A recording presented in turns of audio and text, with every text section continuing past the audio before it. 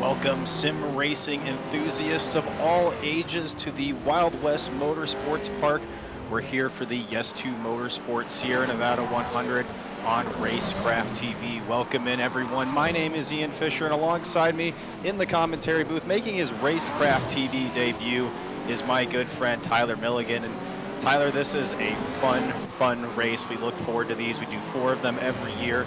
This is our 100-minute endurance race put on by Yes2 Motorsports. We're watching qualifying going on right now.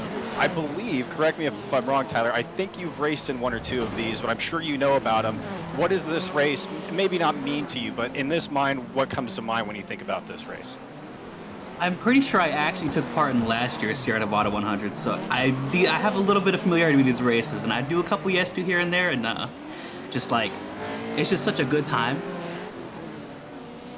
It is. It really is a good time, and that's what we're looking for in this race today. There's no money on the line. There are overall points on the line. I will say that. I won't get into the complication of the points here on the broadcast. But we are looking at 100 minutes plus 1 lap. So we're going to run 100 minutes, and then when the leader takes the white flag, we will do 1 more lap around Wild West Motorsports Park. We have 4 classes here tonight, Tyler. The unlimited 4-wheel drive class, which is the Pro 4 truck. That will be in yellow on your timing tower for everybody watching along at home. So pay attention to that. I'll be giving you the colors of the classes so you can watch along at home. If you forget, don't worry, you see it on the timing tower there. We'll go through it again. The unlimited car is the Subaru WRX. That's going to be in blue right there on your timing tower. The unlimited truck 2-wheel drive, which is the Pro 2 truck. A little bit of a difference this year, Tyler. We're going to race the Pro 2 Lite with the Pro 2. That's going to be in red on your timing tower. And last but not least, honestly, this is one of the most fun classes. As you can see a little bit of action right now between that and the unlimited car class is the limited car class. That is the Volkswagen Beetle Lite. That's going to be in purple here. So Tyler, we know about the cars while qualifying is winding down here. Let's take a look at this track here. This is a challenging track, I will say. For the off-road circuit, this is one of the most difficult tracks we go to. 100%. You cannot go flat out here. If you try and go flat out, you will take too much air, and you'll land wrong, and you'll go right into the wall, and your race, well, here it won't be over, but in most places, it's over. Yeah, that's something we forgot to mention as well as we take a look at the weather conditions here. Just a beautiful day for racing in Sparks, Nevada. 78 degrees. Track temp is 116. Really doesn't mean anything in dirt, I'll be honest with you. Wind, we don't really care about that as well either. We don't feel any wind in our sims unless you have a fan on. If you do, I'm a little bit jealous of you. And while qualifying is winding down, we will go through the teams and the classes as we go. Just to be completely honest with you here, if we tried to go through everything before the race started, we'd be jamming it all in and stumbling over ourselves and everything. So we'll try to give you some highlights of the classes to get started here. And speaking of highlights, look at that, Tyler. Oh my goodness. That is Josh I don't think we Edmondson. can show that. Right, exactly. This is the Christian dream, and we want to make sure that we're family friendly here. That's Keep kind things of PG interesting. around here. I believe that was Josh Edmondson when actually, fun fact, won the 2024 Great Lakes 100 in the limited car class. So him, and I believe he is racing tonight. Let me take a look here right now with Cam Peterson. So yes, they're going to be looking for a repeat of their 2024 Great Lakes 100 win. And as qualifying wraps up here, a few things that I want to talk about with this track, Tyler. We touched on it earlier. Again, it's a 1.5-mile track. So for the short course, not the longest track we go to, but also not the shortest track we go to as well. Somewhere in between, say, a Crandon long layout, the big house at Crandon, or between, they changed the name of it. I think it's Firebird now, which is one of the shortest tracks we go to. So 1.5 miles right in between here. I do want to point out that pit lane entry. You see it right now on your screen, Tyler, right past the start-finish line. It's not easy. I don't know if you ever No, it tried is to enter the not. pits there. No, it is not. Why did you tell the people at home a few of the challenges these drivers might have tonight making that entrance into pit road? I think I've tried that 1 or 2 times, and neither of those times has it gone very well. I've ended up in the wall. It is not a fun way to get in, but if you can make it in, it's good. Yeah, oh yeah, it is great. And now, one thing I did not clarify, and I need to find out, knowing how Yes2 works and the shenanigans and tomfoolery that goes along with a race like that, it might be safe to say that we would be starting under a standing start. So we will see here, although we are getting the 1 to green signal. So potentially I do see a pace truck. So unfortunately we are not going to get the chaos of a standing start. But I A little think we're unfortunate. going to give, yeah, I think we're going to get a short flag to green here. I think they're only going to go the half a pace lap, Tyler, before we get going. And before we get going here, just want to give a shout out to everybody that helped put this together. As you take a look at your grid right now, we'll go through a few of the highlights right now. You see Josh Edmondson in the Nitro Circus Sim Racing Machine. He's going to be on the inside row there with Chris Leone on the outside. I know he's running with Trevor Teal of Nitro Circus Sim Racing fame in the outside as well. So he's going to be joining Chris Leone in that PLT Motorsports machine.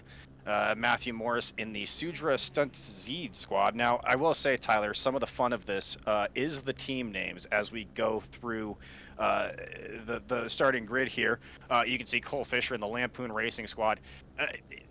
Some of the team names is part of the fun of this right now, and I will say, at some point during this evening, as we continue to go through the grid and see who's starting where, who has the best team name, and I'll get to you about 3/4 of the race, and you can give me your indication.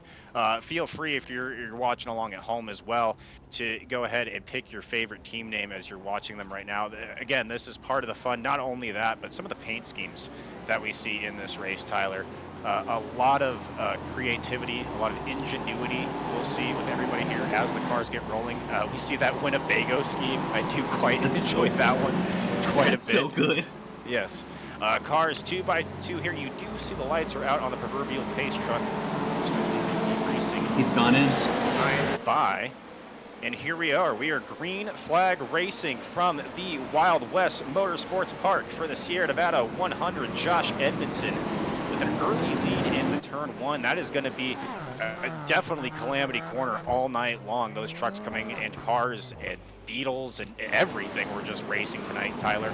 We're all going to come together in turn 1. The field stacking up a little bit of a nudge there from the TLC Motorsports machine to the back bumper, and it looks like a little bit of a stack up there.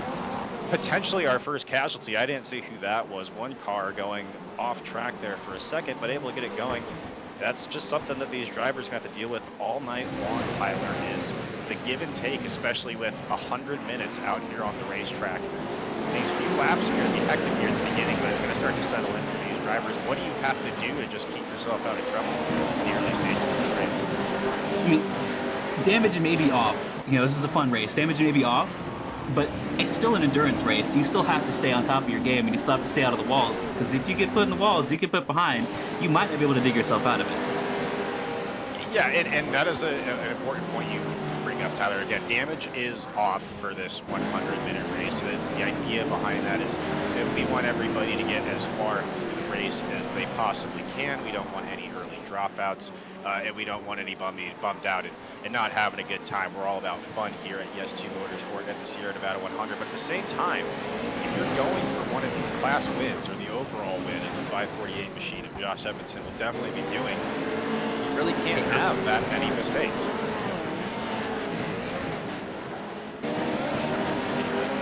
Hoist machine right now. Not sure who's in the car. It's Brian Sawyer in the 535 that we're looking at right now in the Hoist Motorsports team. Somebody Cars says get that together. local Eric DeVois car. and Brian Sawyer into each other. Oh my goodness. Was that the Winnebago? No, I don't think so. It wasn't the Winnebago. And I will say there, for a second, Brian Sawyer went for his best Tony Hawk impression. He was going for, I think it was a board slide. I don't know, Tyler, was he front side or back side? Maybe a board slide or a lip side? It looked like a front side. It looked like a lip slide. It looked like he was going for a little bit of a lip slide there. Yes, it did. And he was able to get back on track. I don't think he bailed on that one, Tyler. So I think he'll be able to keep the special meter going if you're playing off of Tony Hawk rules. I don't really think it's going to do much for him right now. But again, able to stay out of early trouble. That is something that we sometimes will see bite these drivers in these races. Oh man, a big incident there. Who was that? That was Ricky Harden. You know he's not going to be happy about that. Oh, and Ricky just absolutely destroyed by Eric Dubois. Oh my goodness, somebody get the number of that car. And I can get it right here. Who was that? That was Eric goes with the no Subaru. regard for He got set off the track. Return to the pits. that is one thing actually, Tyler, we haven't touched on yet. There's going to be live pit stops in this race, so fuel strategy is going to make a difference.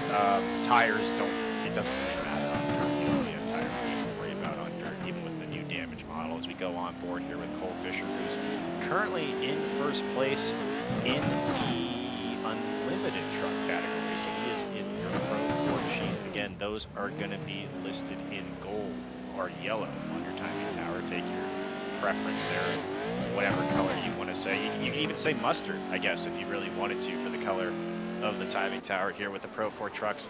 But one more thing we have to talk about is fuel mileage. So the Subaru, I believe, if I remember correctly, the Subarus are throttled to have, and we'll talk with Chris Leone as the race goes on, who has organized this race and done a great job more in the specific sense. But I do believe the Subarus are limited in their fuel capacity, and while they might be faster than some of these Pro 4 trucks, especially when the track starts to wear in, Tyler, fuel mileage is going to be a concern, so that's still going to be a strategy. I'm not going to ask you to make any kind of predictions on the fuel mileage, because that'd just be difficult, to say the least, especially this early in the race. But again, if you're trying to win this race, if you're looking to win, as we look at Chris Leone here in the VLT Motorsports machine, currently sitting in 8th place, you really got to make those pit stops count, and you can't get a speeding penalty. They will clear the speeding penalties, I will say that, but it's very important not to speed through pit lane and rack one up, because you never know what could happen. You probably aren't going to take tires, but you do want to take fuel for sure. Obviously to make it through this race, but you want to take as much fuel as you can cram into that car or truck anytime you go and take a stop. So a little bit of a battle here we see right now between two trucks, as we see the Winnebago gets into another. He bailed on that 50-50 or that board slide. Yeah, a board slide, but unfortunately that time, Tyler, he did bail. You can see the truck reset there and went back to the pits. That's another thing too. Towing is going to be something these drivers want to worry about, especially if you're trying to go for a win. Again, if you tow early in this race, it's going to be at least about a minute and a half when you go back to the pit lane to wait before you can even have service done to your car. So you do want to try to avoid resetting the car as much as you can, even if damage is off. Now, do you take that reset, if you accidentally get reset close to your fuel window and you just take that as your pit stop? Now, could that be your strategy? I think so, definitely early in the race. I think it's not, I don't think it's going to kill you early in the race, I would say, as we go on board with Anthony James right now.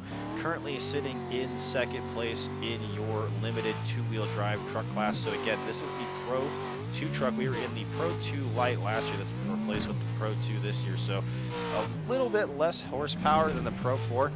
But the big thing is all the power is in the rear wheels. So it definitely takes a lot of skill to drive these trucks, especially at a high level. It's not as easy as just going around and sliding. Very easy to spin these trucks. Tyler, what can you say about I almost find it come out of the pit lane.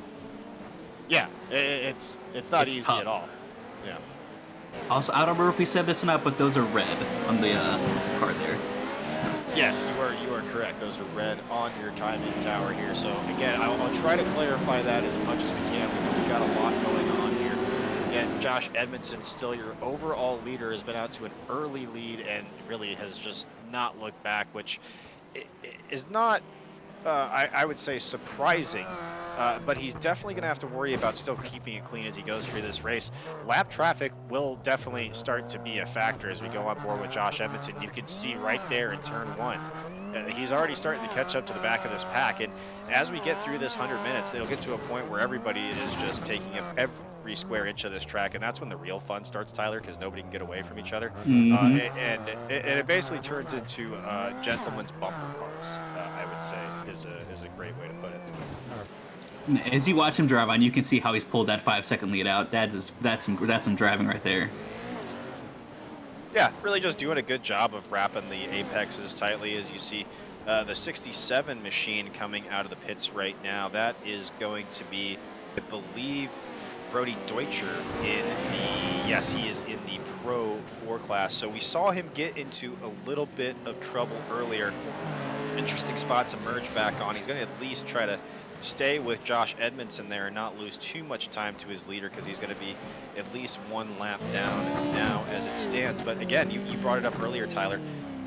The early trouble isn't really that big of a deal. You can kind of use it maybe as a short pit almost. You're going to lose a lot of time for sure, but you can gain that back, especially in the aggregate with all these pit stops that are going to go on, and you can almost guarantee that everybody on the racetrack at some point is going to be maybe not in a race resetting incident, but they're going to have at least a spin or some time lost that way.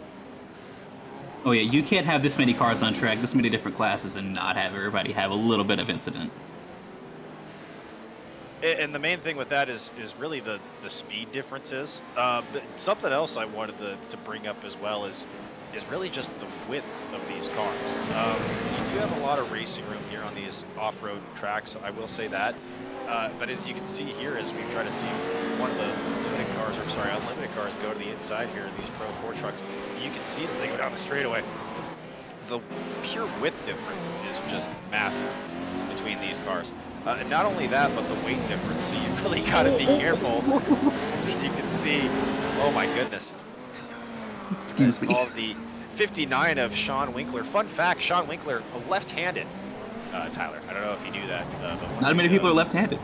Yes, one of the few left-handed drivers out here on the surface. And oh man, I don't know who that was. I can't quite see the number right now, but they are just having a time right here, and I just want to tell them that I feel for them. But it's tough to see, Tyler, as someone that's the 187 machine of Stunt Z with Russell Peterson and Matthew Morris. I could feel for that, Tyler, as someone and teammates even that are used to spinning. It's not a fun place to be in. No, definitely not. Not unless you're trying to. Well, yeah, and I mean, again, at the end of the day, we're all here to have fun. So, if we could go into the team communication, so to speak, into the various Discord channels that everybody's hanging out with, and we will talk to some of these drivers as we get deeper into this race right now, just trying to let everybody kind of settle in and find their groove on the racetrack. Everybody's having a good time. Everybody's laughing. You can kind of attest to that, Tyler, as you see a tight battle here between Sean Winkler as we go on board with him here. He is all over the back bumper, and you can see, Tyler, I thought that was Sean Winkler. It's not Sean Winkler. They've made a driver change. It's Cody Vanderveer. They have. How about Either that? Or Cody was possibly in the truck already, and I thought Sean was in the truck because Sean was talking in driver's chat. And it's actually been Cody the whole time, which is also very possible. And the fact that he's in second place is going to lead me to believe that's even more possible. But he's really found himself in a battle here with Zach Lynch. This is for second and third time. Oh, they are right on top of each other. They really are here. And a fun part of this track, as you know, is just the back and forth. A lot of just changes in direction and a lot of hairpin turns here. Turn one, we kind of mentioned, is the big calamity corner. Oh no, Chris Leone. Oh my goodness. With no regard for human life. Who was that? That is the pit lane. That is not the pit lane. That is just the middle of the racetrack. Going after the 554. Oh my goodness. Absolute carnage behind him. What is happening? Oh, the humanity. Oh my goodness. Getting backed into there. Oh, dear Lord. And that's going to send one of the limited cars into the wall as well. As you were saying before, and like we said, either you're not going to get around this race and not get in contact with somebody or get spun around. It's going to happen. You're really not. There's just no escaping the carnage. As we might see some more carnage here. We got the 1, 2, 3 car. Epic Fail Motorsports making an early, it's simple, right? Epic Fail Motorsports, it's simple, but it's funny is, oh my goodness, we see another wreck there with the PLT Motorsports machine taking another car with it. I don't know what is going on with Chris Leone right now. I would not, the driver right now is apologizing to Chris over voice chat. I would not apologize one bit. Chris Leone out here right now is just public enemy number no regard one. for human and life. He might be looking to take another victim here as he goes to the inside, but you mentioned it, Tyler. Really just nowhere to run, nowhere to hide, especially on a track only 1.5 miles long. He is exuding one way in, one way out. Yeah, and again, coming up on more traffic here, Chris Leote just trying to find any way he can. He's probably a little bit faster right now. He just has the natural car advantage in the Subaru. Just can't find a way to make it stick, and you can see he does lose a little bit of speed in the corners. That's really important, though, staying on the left side of the Subaru. If you go to the right side, you can see how much the car noses over, and Leote not able to hang on to it there. Just a little bit into the wall. I was gonna say, it looked like he was taking way too much air into that jump, and he goes right into the wall. We were talking about before the race started. If you take too much on these jumps, you're going right into the wall.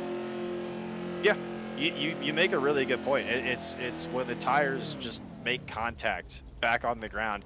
It's very important to be flat. You don't want to have the nose pitched over because that's just going to throw the weight for the back of the car over. Honestly, hitting the rear wheels isn't too bad. You really just don't want to have the car too upset. You can see there he's not having any problems with it at all. Is your overall leader, Josh Edmondson, as he's starting to pick his way through the lap traffic, just doing a really good job. If you want to learn how to drive on this track in any kind of car, I would say that's one of the guys you want to watch. But really, all through this we've talked a lot about Josh, but all through this, all through this pack, we have superstar drivers: Cody Vanderveer, just looking down here, Cam Pearson, Josh Edmondson, Sean Winkler, Cole Fisher, Nathan Ramsey, Ricky Hardin, Brian Sawyer, just the name of list, Eric Duval. The names that aren't in the cars right now, too. Right, exactly. So you haven't even seen the full talent, although some talent you're seeing right now out of Slapex Racing and Matthew Grove. That was... How did he get there? That was like a helicopter. I don't know if you're familiar That's with impressive. breakdancing, Tyler. Yeah, that was... He did like the helicopter head spin right there. That was... No, hats off to that. He was trying to go dark slide. So I know you're not super familiar with breakdancing, and I know you probably heard about, what was her name? A ray gun, right? Like the Australian person. I believe right? so. Yes. So if you had to judge that head spin, Tyler, you're a judge at the Paris Olympics, and you're judging that head spin. It's a 1 out of 10. What are you gonna give Matthew Grove there? I'm gonna have to go. I have to go for a 5, 6, maybe a 6. Really? Not? It was, high. it was I up thought there. it was. But it was a little uncontrolled. He had a little too much going on there. Okay, I see what you're saying. Like you want more like consistent Precision. vertical. Right. Oh Yeah. my goodness, as we see another Rick there on one of the Slapex machine. Cody Vanderveer really just, again, you have to race this race aggressively, and we'll get back to our breakdancing discussion in just a second, Tyler. Don't you worry. What a pit entrance.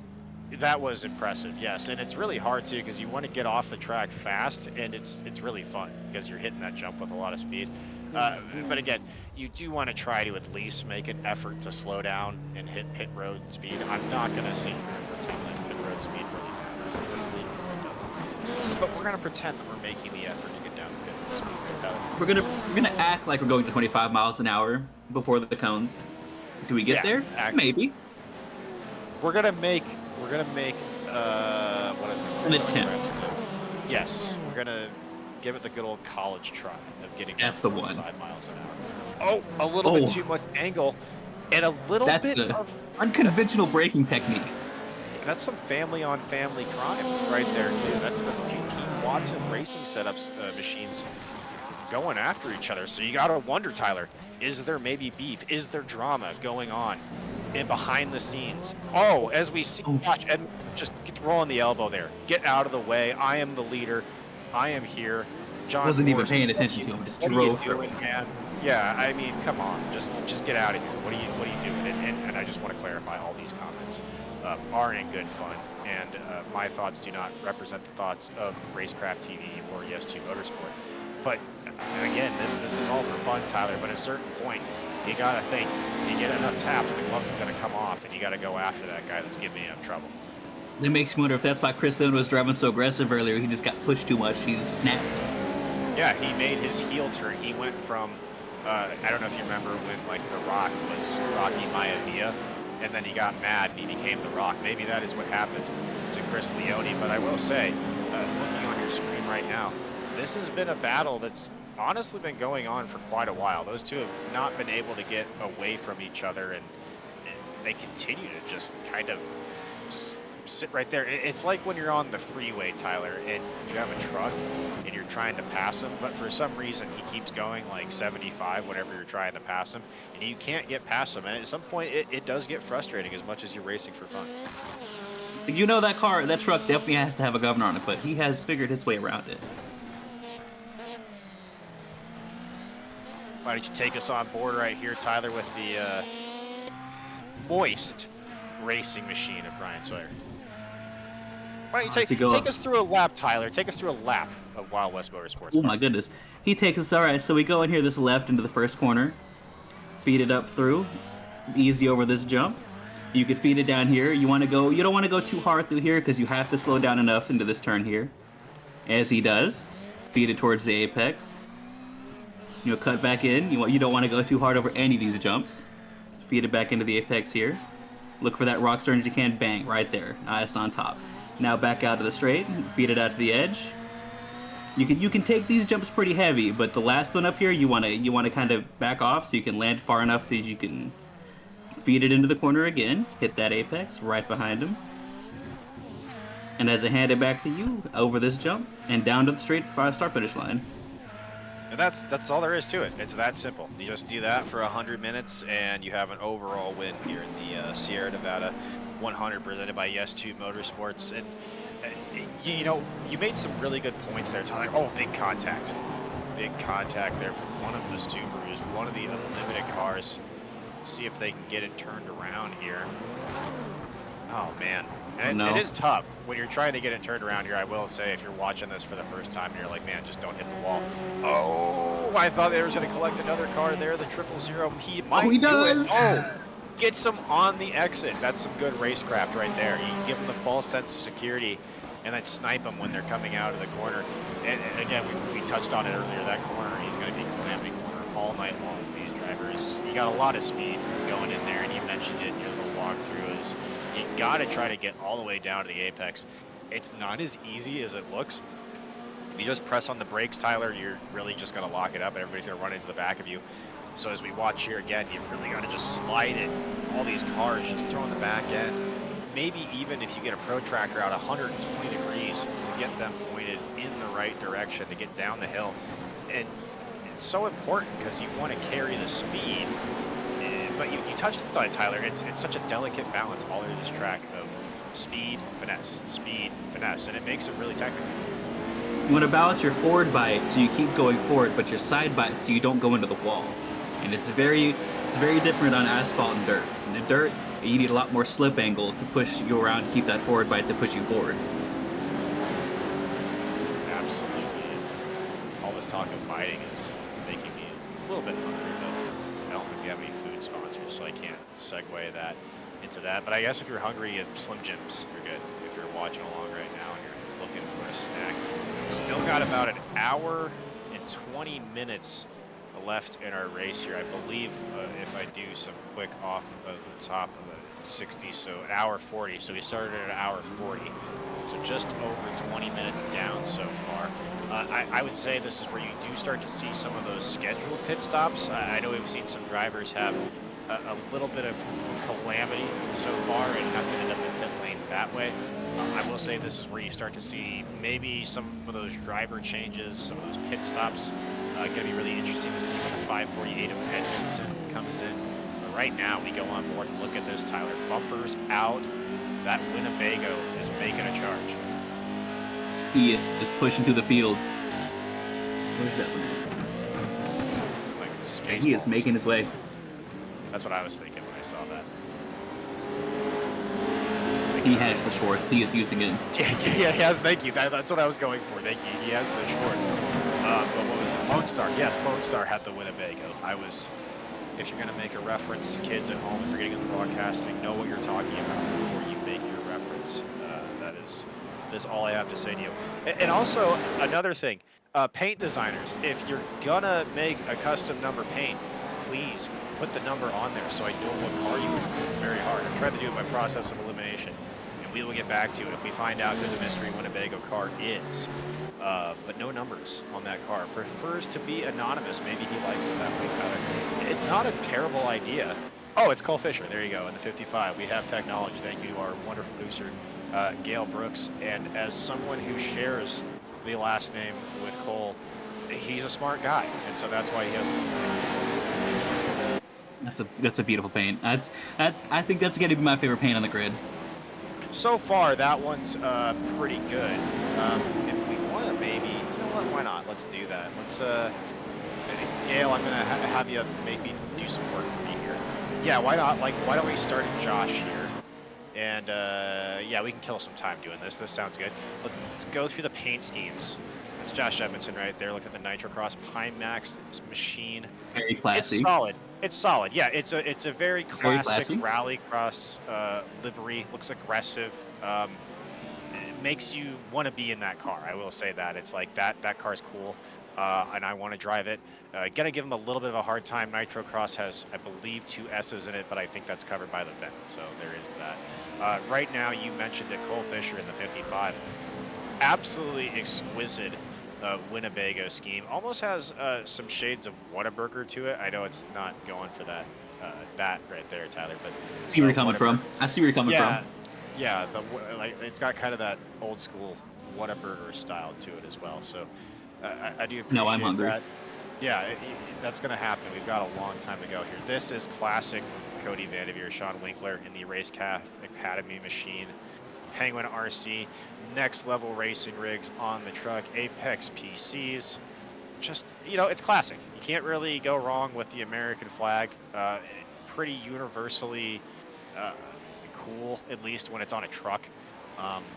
So I would say 6 out of 10 for that one, and not for execution, but just, you know, it's the American flag. Let's see here. Now we've got Zach Blanche. You know, I want to give a shout out to Zach Blanche. He kind of shows up every once in a while for these races, Tyler. Pretty solid Australian truck driver. You can see the Oz trucks on there. Kind of just shows up for these things. Give him a shout out too. This is pretty late. No, actually, this is right around midday for Australia. So I will say at least doesn't have to deal with the time difference right now. I don't know if you've ever seen Zach drive. Very talented driver, especially in the trucks. I think I remember him from last year's event of this, and he was definitely not at the bottom. And actually, I'm going to check my notes really quick here, because I believe that Zach Blanche might have a win in a class. And he doesn't, which actually surprises me, but he doesn't. But anyways, Dennis Crosby right now, he is 5th place in your unlimited truck class in the 22 full velocity gaming machine. Again, another classy, simple, racy paint. I like that a lot. Very, very eSports. I like it. Yeah, exactly. It's good. It does what it says on the tin. I'm gonna say 7 out of 10. 7 out of 10. We'll give that. I agree. I agree. Yeah. Okay. Oh, that's so odd. I've got a bone odd. to pick with this one, Tyler. Though I have a bone to pick with this one personally, and I'm gonna call Brian Sawyer out. I did this paint scheme first. This is a homage to the Time Fox. I believe it's Time Fox 88 on Instagram, if you want to check it out. I did this paint first. Move over, it's Speedy Time. I apologize. I keep referring to them as the Moist Squad, which this is the Moist scheme, but it is the Move Over, it's Speedy Time machine with the Time Fox livery. He stole that idea I've not from put that me. together yet. Yeah, he stole that idea from me. I will say that. So I like it wanna less now. point that out. Well, no, I'm still going to give it a 10 out of 10. That's still good. Imitation is the greatest form of flattery. But I did do that paint scheme first, Brian. I just want to tell you. It's Dead Miller. Great name. You know what? Can't go wrong with the classics. You can go wrong with the base Subaru paint. It looks good. It always looks good. You know what? They're the Subaru factory entry. We're just going to see that as they dive to pit road. So the Subaru factory entry. What a pit exit. Yeah, that was great. The 11mm sockets team, Tyler. So that's pretty funny. I like that. Because they couldn't find their 10. Yeah. You can't find the 10. Socket, that was. Yeah. You can't find the 10. There's 10 and 11. Yeah, exactly. There you go. See there was a 10. That's so funny. I love these team names.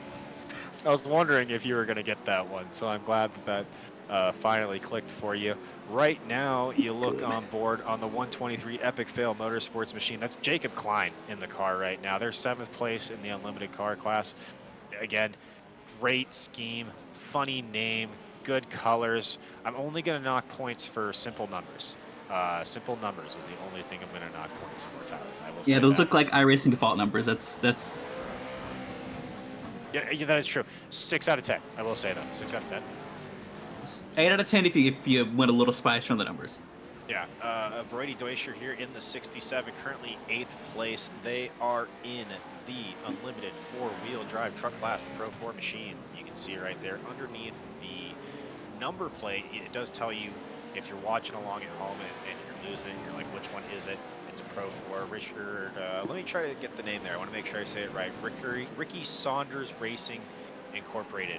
Simple scheme, classic. I like it. It is looking intimidating.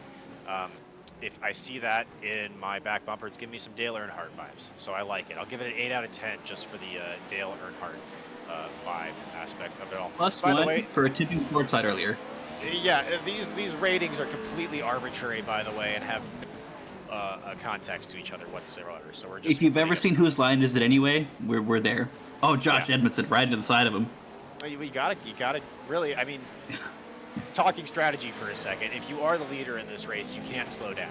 You can't. No, you really gotta go. wait for people to take up your time. Yeah, you gotta go. So that's a little bit of what you saw right there. Put in Brody Deutscher out of the way. Ben Car. I see. I always mess with this one. I'm pretty sure it's Cardio or Cardodo. No, it's not Cardodo. That would be Rito, I think. Carrito, yeah.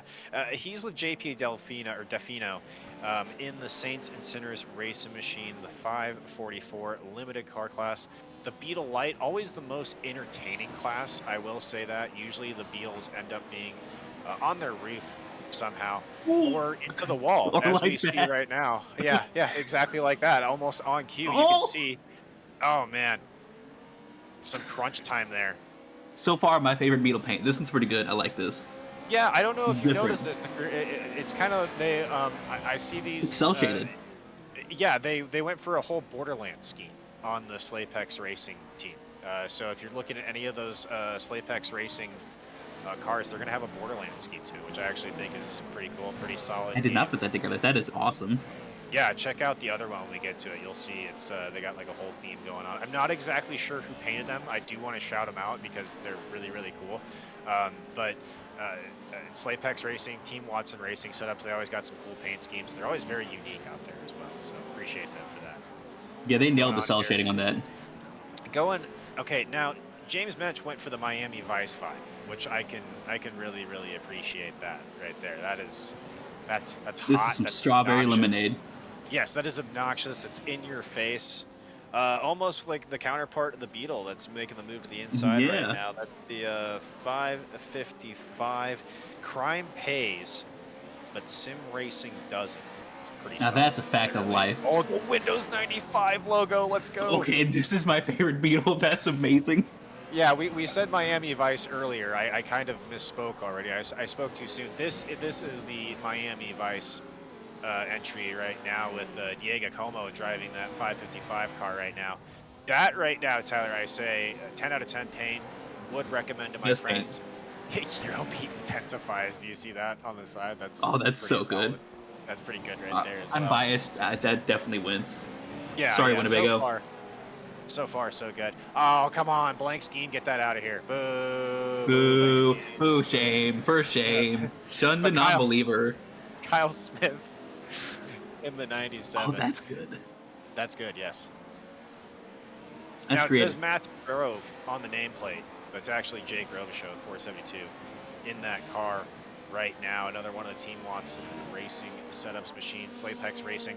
I take it back. This one doesn't have the Borderlands theme that the other two did, but I think there might be one more Team Watson entry, and that's where we will go see the rest of the Borderlands contingency. Currently sitting in 12th place right now, the 1-1-12 in 12th. That's kind of accurate. I enjoy this. What? Oh my! When the what is that? What is on the top of that car? I don't think I want to know. Do we want to read what's actually on Ricky Harden's car, knowing him the 553? That's a chain on it, I think, for one. I think I see chains on there. That's amazing. His number's 3, I guess. Hold on. Okay. Please tell me his number's 3. I'm not going to explain what's going on at home, but I will say their team name is Team BDSM, and we'll let Oh you figure it out God. on your own from there. Oh no. So Ricky Oh Harden God. currently in 13th. Not the best day on the racetrack, but I don't think he cares. I think he cares about what's going on after this, Tyler. I will say Your that.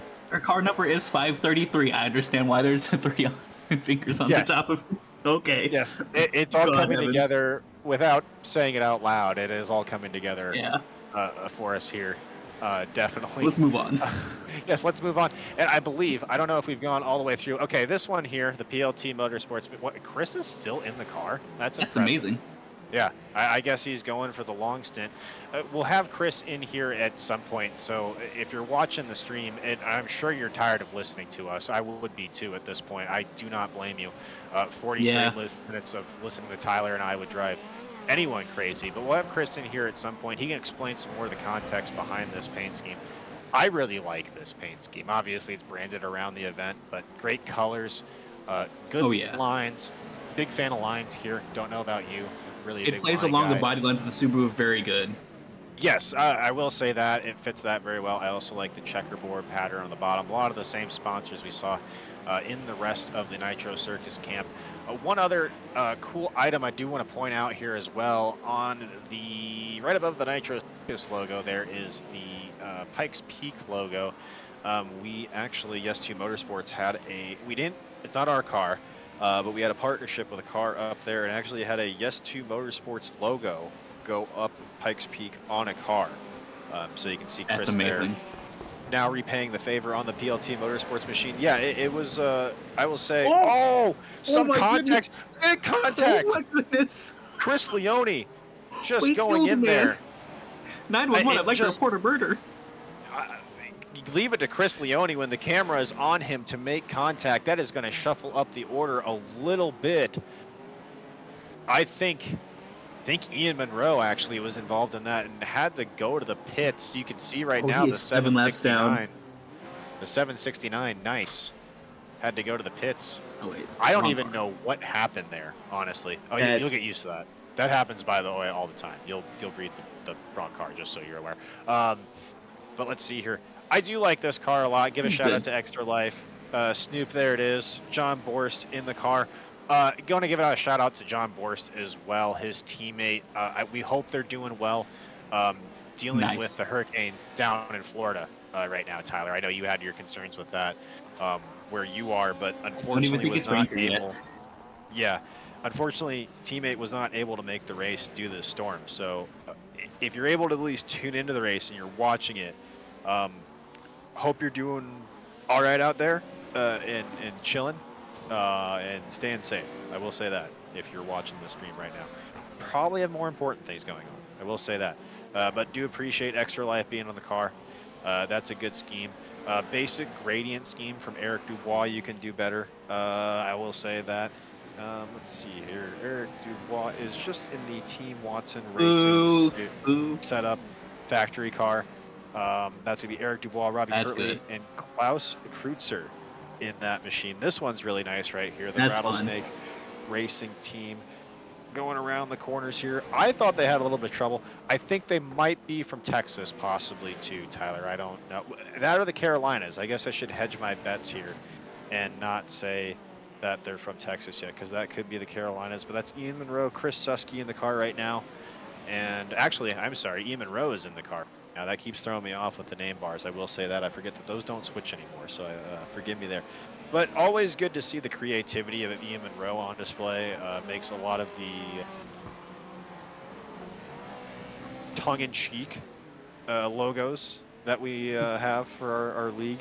Some of our more nefarious fake sponsors like 2/10 Racing Service and other things like that. I have his Cheesecake Abyss logo on one of my cars. Yeah, yes, the Cheesecake Abyss as well. So if you're looking for any stupid logos, be sure to check out Ian and he can get For those sale. done for you. Anthony James. It's rusty. That's pretty funny, actually, knowing That's good. Anthony. That's the best really, truck. really good. Yeah, That's the best. I like Barely that one. driven hard. The mediocre at best truck, which coming from Anthony James, you know you're better than mediocre. So that's pretty funny right there. Again, no number on your car. If you're gonna come out here, make sure Oh you my get a number goodness. on your car. Or that happens, Tyler. That is what happens if you don't That's the have consequences you pay. of not having a number on your car. So just over an hour. Oh my goodness, more carnage. Ian Somebody's Monroe upside on down. his roof. Matthew Morris Ooh. doing what he can to avoid. Haven't looked at Matthew Morris's paint yet. That one's pretty cool. I like that. I like Pretty the techy. little traces on it. Yeah, I feel like I just walked in this. That's not good. No, it's not. Brian Sawyer getting a little bit of a rub here from one of his teammates, and then not only that, he's going to catch a little bit of that inside rail. He's going to be able to hang on to it there. Right now, Sawyer is finding himself, let's see here, got to go look over at the old timing and scoring tower. Finds himself right now in 6th place overall. Marcos Palacio is actually in the car right now for It's Speedy Time Racing. So I know we're kind of getting delirious, Tyler. That happens throughout the broadcast booth, especially when there's so much carnage going on all over the racetrack at all times. But you've drove in one of these races before. I've driven.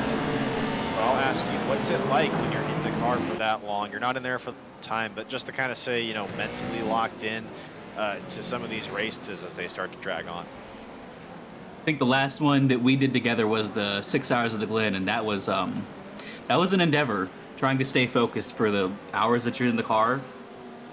You got to stay locked. You can't lose focus, or you're going to end up in the wall, and your whole race is over.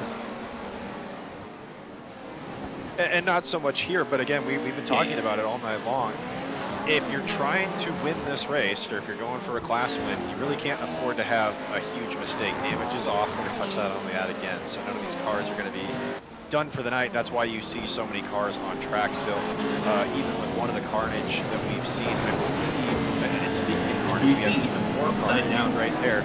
Brian Oates just driving right through somebody, and you can see the Racecraft Academy machine. Oh my gosh, Yeah, just getting same. abused right now. He took the worst of that. I will say that. 100%. Yeah, I mean, That's unfortunate. and I will say, if they're looking for any 10mm sockets, getting spun around that many times will not help them, and that might be why they got to the 11mm of socket there. But that was carnage. I don't know if you saw in the background too. And they're asking for a black flag right now on the racetrack, but Sean Winkler was forced all the way off and just drove through pit road and then drove back onto the track. So occasionally will happen in this off-road endurance style of racing, but something I want to touch on, Tyler, you don't really see anything else like this on the surface. No, not like this. This is one of the few places that I've seen this kind of racing, or done this kind of racing, and it's always a blast. And a little bit of shameless self-promotion here. If you're watching at home, if you just happen to stumble on this, and you're like, what is this? I have no idea what I'm watching at all. You're watching iRacing. It's the bottom corner down there. If you're interested in doing this, if this looks exciting to you, you can get started at iRacing.com. If you're already a member of iRacing and you're watching this and you're like, that looks fun, I want to get involved. We try to do this on as many, we try to give a free option when we can. So the track car combo, at least one of those will be free. So you can get in, there's no fee to register, there is no barrier to entry, no requirements for iRating. We're just out here to get people in here having fun. At least teams of 2, you have to have 2 people in the car, no solos. Also, there is Tyler, and as we see here, this Latex racing machine trying to get going again. I do want to touch on this, Tyler. Little known fact, in the VORTEX Racing Series, there is an air bud rule, and I am not even kidding. I haven't heard about this. So, at one point, and forgive me off the top of my head because they're epic for doing this, I don't know who it was, but at one point, basically, somebody got around the... Oh, man. Eric, come on. Can't do that. That's not cool. Why are you hitting me? Eric, if you're watching that one. Oh my goodness! We have a truck on a Beetle! We cannot show this. Well, okay, that tends to happen. And you can see the carnage that happens there. John just getting absolutely abused on the racetrack, and the carnage will continue. The Slapex Racing Beetle caught up in that one as well. Cole Fisher will barely squeak by. Another car into it now. Everybody trying to avoid a little bit of a gap in the traffic. Now Nice the 187's going to go up, get a little bit, yeah, 50-50 into a crooked grind there. I don't know if you noticed it, but he kind of tried to do a crooked grind. He'll get going again. I mean, that's what you can kind of expect. And if this kind of racing excites you, this happens every Thursday night at 7 p.m., every Saturday night at 8 p.m. Yes, to Motorsport, look them up. They put on these races once every quarter, but you can get into this kind of racing every week. All the action, all the carnage, damage is off. It's all for fun. We do try to encourage people in these races not to intentionally wreck if you can. We try to keep it as clean as we possibly can, but we do understand that carnage is going to happen at the same time. And really, Tyler, that is part of the fun. As much as you try to keep it clean, it is quite a bit of fun to flip around in these cars nonetheless. Yeah, the racing may be enjoyable, but I usually laugh whenever my car is spinning down the track. Yes, especially with the breakdancing that we saw earlier from, I believe it was JP DeFino, but I might be wrong. Ricky Harden here in the BDSM Lime Green racing. Beetle. Yeah, the racing Beetle, trying to do his best not to get caught up in the bondage there of Josh Edmondson as he continues to just Dominate this race. Just Really, absolute 53 laps of dominance. He's probably in there right now listening to like Kenny G. That scene from Talladega Nights where he's just listening to like the classical music as he's driving. That is Josh Edmondson right now. Yeah, I was going for the same exact thing. Thank you, Tyler. You articulated the thought I was trying to articulate, which is, yeah, John Gerard when he was driving and just sipping on his That's his macchiato. name. I will say, I do know that Josh is not a fan. Well, actually, no, I think Josh does like macchiatos. I don't know if he's a 1 or a 2 shot guy, but I do know he's a fan of espresso, so I wouldn't put it past him to have a coffee for the driver of the 548 Nitro Circus racing machine. Just just under an hour left to go, Tyler, here. So we've seen some driver changes so far. We'll see right now. I'm very curious to see who is in the 112 PLT Motorsports Subaru right now, because if that is Trevor Teal, we might want to force. That is still Leone. Still Chris Leone. 51 laps of Chris Leone. That is the most surprising thing of this race so far. Yeah, 51 straight laps of Chris Leone. Yeah, you got to pay extra for that. Kristen? Oh, he got Kristen. hurt. We were the one flipped. Tough. Well, Tough. right now at least he's sitting pretty. He's But all right. if maybe you are seeing into the future, Tyler, and if you are, let me know. I'd love to be able to do that. Oh, I was looking at the iRacing like itself. Oh, gotcha. Might be Yeah, a little forward. no, I'm surprised there. Yeah, you mentioned it. Chris Leone right now on 51 laps. Let me see here. I'm gonna dig into it. Let's go and see. It looks like every car has at least made 1 pit stop. Some cars with 2 pit stops, some trucks even with 3 pit stops so far. So you'll see a variety of strategies, especially with the different numbers in teams right now. Eric Dubois, John Borst are the only cars on pit road, and of course John Borst is soloing this 100 minutes here, so he is not going to have a driver change. We'll see if anybody else goes in for the 000 car, and it looks like Eric Dubois is going to stay in it right now. Just going through the top 5 overall really quickly: Josh Edmondson, Nitro Circus Sim Racing; Cody Vanderveer, Racecraft Academy; Jacob Alexander, Racing; Dennis Crosby, Turn 3 eSports; and then Nate Ramsey in the 10mm sockets team, not to be confused with the 11mm sockets team. And then, of course, they are using the metric system because they're Australian. We finally see the 548 of Josh Edmondson go into pit lane. And I was are we going to see a driver change?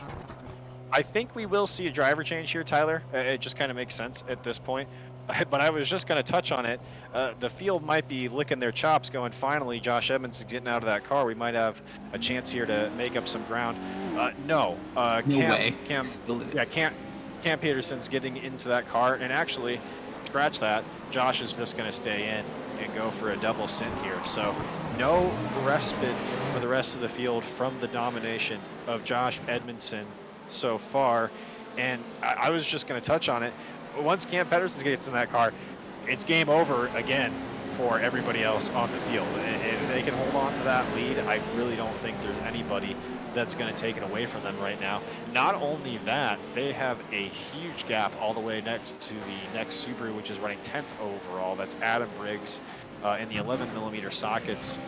Subaru, they're the next Subaru that is anywhere close to them, and they would have to pass 9 more vehicles to get there, Tyler. We are So 3 laps down. That is and they tough. are 3 laps down.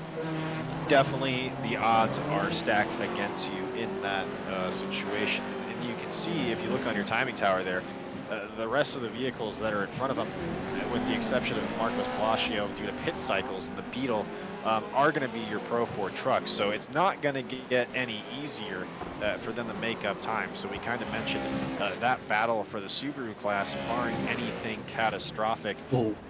You would see kind of wrapped up, at least for the win, as we see there, just more carnage between the trucks and the Beetles. Really tough for the Beetles, Tyler. We haven't really highlighted this completely yet, but really tough for the Beetles because of the weight difference. That, and while I did say you can go flat out around here, the Beetle spends most of its time around this track flat out, and nothing else does. If that'll tell you anything about the pace difference. Well, that's really the main thing. That's why you're seeing some of this calamity. One, you can see there, trying to control the car is just never easy. And really, the more you practice it, it seems like the more you find ways to upset the car. But not only that, is that you're just going for so many laps, and you've got to stay sharp, and you've got to kind of not lull yourself into kind of a trance almost. Is the way to put it, and then find yourself making a mistake that, again, is not going to end your race. But if you're one of these drivers, Josh Evanson, Cody Vanderveer, Marcos Palacio, James Mensch, anybody who's leading the class right now, really wants to try to keep themselves in a spot where they don't have to battle for those positions. You just want to be able to stay where you're at and not worry about one mistake ruining your entire race. As we see right now, it's as simple as that. You got one more car in, and the speed difference again. Well, that was a little bit of a bump draft. I will say that didn't hurt that Beetle all too bad. Yeah. Yeah. Well, yeah. He said over the driver chat right now, right as we said, he said thanks for the help there, Adam. So a little bit of a friendly bump to get the 555 back up to speed from the 67 M9 Performance Squad there. So teamwork makes the dream work, I guess, especially We're not if in you're the same trying class.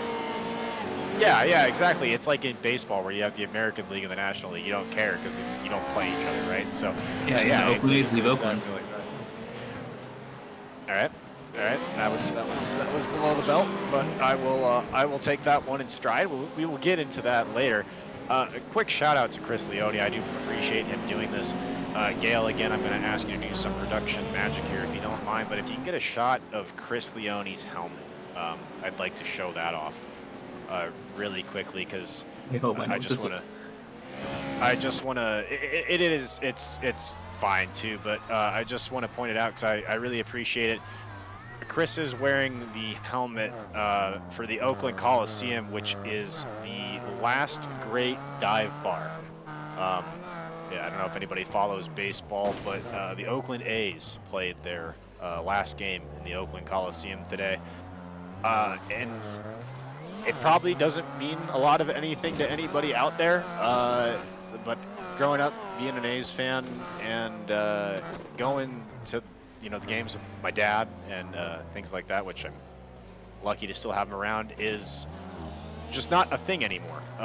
So I do appreciate Chris wearing the helmet there. I know it's a little bit hard to see right now, but wearing the helmet for the last great baseball dive bar, which is the Oakland Coliseum. The A's won 3-2 over the Texas Rangers today in their final game at Oakland Stadium. I'm not going to say the full thing just out of respect to the ears listening at home, but I believe on behalf of all the A's fans, I can speak for everybody when I say F. John. I did get permission to say that, by the way, just to be clear. But F. John Fisher and F. the people in the A's organization that made the. So if there's any other Oakland A's fan there, there's like 3 of us. So if any of us are watching, I feel your pain. There may not be a tomorrow, kind of like for these cars on the track right now, as everybody just decides that we're going to pile into turn 1 and have a yard sale. The situation of those cars and the situation of the A's are very, very much the same. Very much the same, yes, just a yard sale and calamity. But there may not be another tomorrow. But don't let the community fall apart. The memories that you had as a A's fan, memories you might have created, they're going to live on. And so there may not be a tomorrow, but it will be okay. And getting back to racing there, another person who's okay is in the 113 there. That was Mr. Briggs. Able to get back on tires. Something I want to point out there was the crooked grind, and he does have that tire hook there. So I do think, unfortunately, unless there is a little bit of help here, actually stay on him for a second, because there is a little bit of an unspoken rule here in S2 Motorsport. And we saw it just now with that Beetle or that Subaru getting flipped back over. Yeah, if someone comes over and helps him, actually, this is impressive. I think he's going to go for the full reverse. Oh, that's what he's going to get off the tire barrier. That's amazing. He's going to keep going. That's impressive. Amazing. Gets off the K-rail, Tyler, from just sheer force of will, and able to keep going. I believe that's still Anthony James in there. So tip of the cap to him. Throws it in reverse, does not get the disqualification, and is able to keep his truck going. That's actually Franklin Monac now has taken over for Anthony James. Great thinking there. Really heads up play to keep the 210 truck in the game, Tyler. It did look like he knew what he was going to do, and then it came to him, and he figured it out. Oh, Chris Leone's out. What that means. Chris Leone is out of the car here. So soon, everybody is waiting for this. It's what you wait for, really, every single Sierra Nevada 100 is for Chris Leone to come up, hang out with us for a little while, tell you all about what this race is about and why we put this on every quarter. And then not only that, but just a little bit of fun banter, Tyler. Always fun to see Chris Leone and talk to him. So stand by if that's what you've been waiting for. We're almost there. You don't have to listen to us for a little bit anymore, but just that's what they're here for. Right, yeah, they're here for Chris Leone. They're not here for us. Just under 45 minutes left to go here in the Sierra Nevada 100 on Racecraft TV, presented by Yes2 Motorsport. Tyler, so far, enjoyable race, I will say. Pretty much what we expected. Door-to-door action, still 45 minutes left in this race, and we're still seeing door-to-door action. A little past the halfway point here. Yeah, the field is just, at this point, strung out to a freight train, almost. So plenty of passing on track. You see some one of the could even say a conga there. line. Yes, a conga line. Look at that shot down the straightaway. Yeah, this group right here. That's awesome. I love that. It's like a whole traffic platoon, basically. They all got released from the red light of pit road, and then they decided they're just going to all go. I will see, I think one car having trouble back in the background there. I'm not entirely sure if that was. We're going to have still plenty of spins, plenty of action, plenty of racing left to go here from the Wild West Motorsports Park. A little bit of a pro skill move there, getting the front tire up on the K-rail to help the car Unconventional turn. corner technique. Yes, I don't know if that was what Eric was trying to do, but it looked really cool, and that is half the battle. Didn't really bring this up, Tyler. Yes, we are tracking style points in the background, so style points will be awarded at the end of the night. All the point values for the style points, unfortunately, are 0, but style points will still be awarded at the end of the night to all these drivers. All the points are made up, and they do not matter. Yeah, exactly. All the points are made up. They do not matter. And none of the drivers are actually real. These are all AI. No, I'm kidding. All these drivers are real. And everybody so far, at least I would hope, it is cliche, Tyler, but I hope all the drivers are having a great time out here at the Sierra Nevada 100.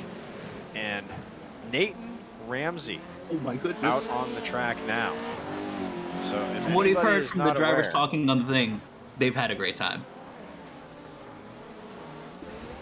As he goes. Yeah, and we were just listening to right now because Jack was just laughing as he flipped over there, and then Eric Dubois is going to give another friendly bump draft there. Really enjoying the teamwork we're still seeing from these drivers, Tyler. I know we're out here competing on the track, but hey, if somebody's stuck, somebody flipped over, you'll often see another driver come up and give them a helping hand. It's a lovely time. If I see somebody upside down, I'm not going to leave them there. I want them to be able to go on the track.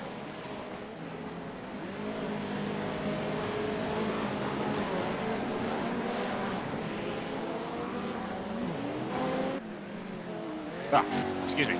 Apologies.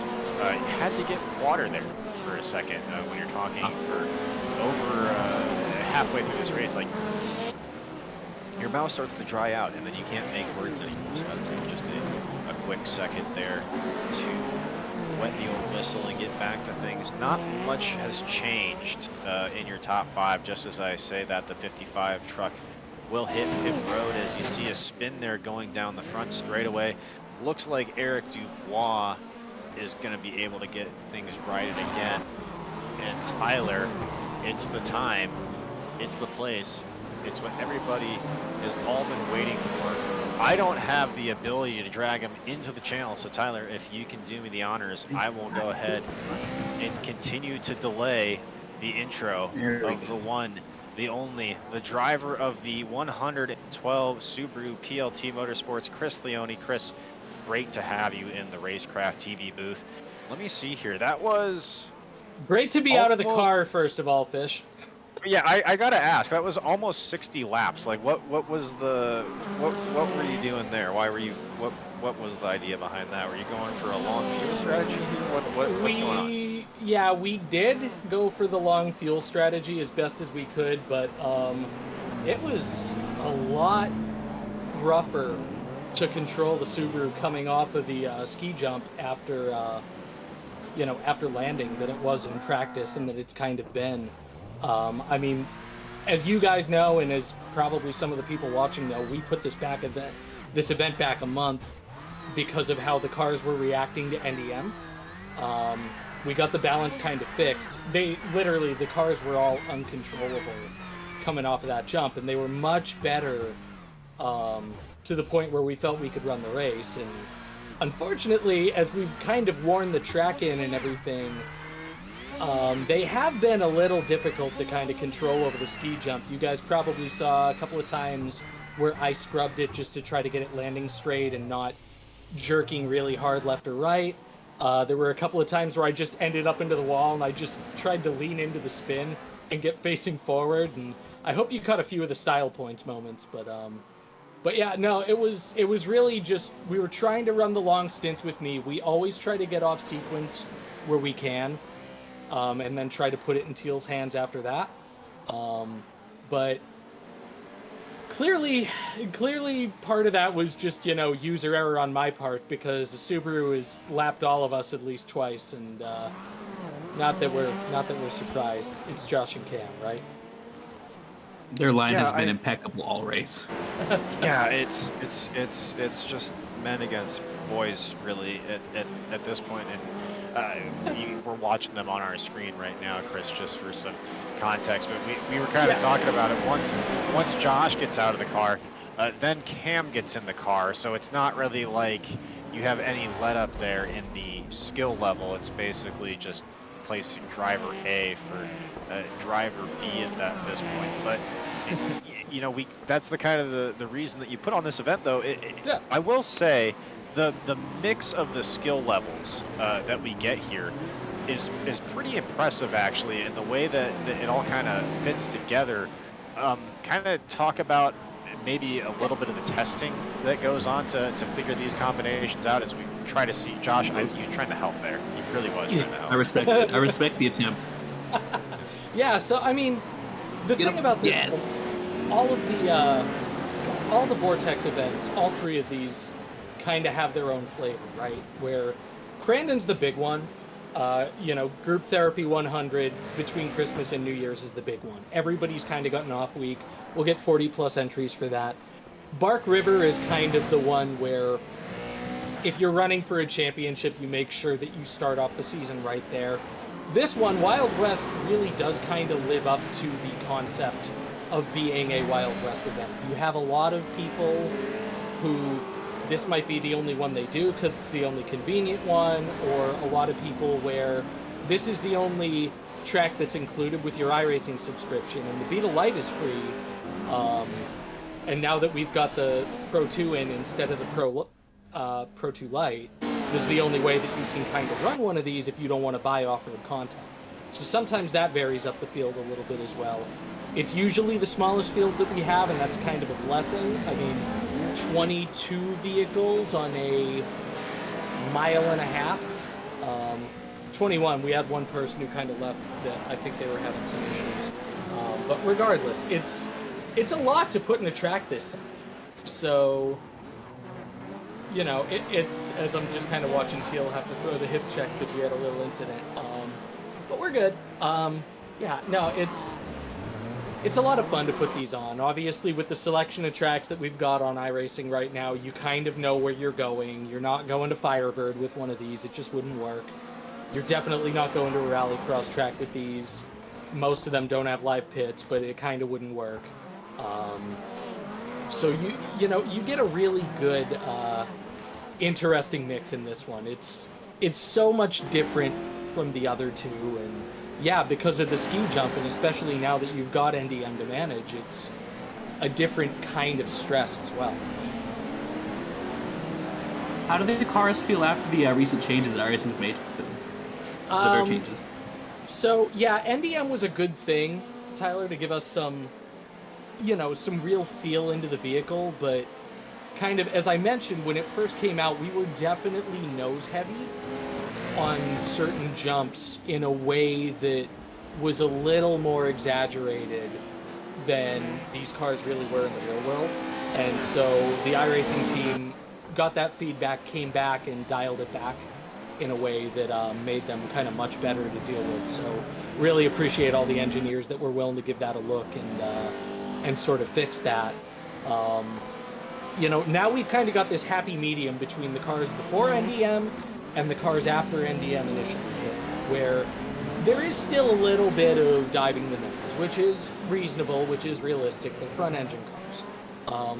But you have pitch control still. You know, if you're gassing it up while you're in the air, the car is going to respond accordingly. If you're slamming on the brakes in the air, the car is going to respond accordingly by nosedive.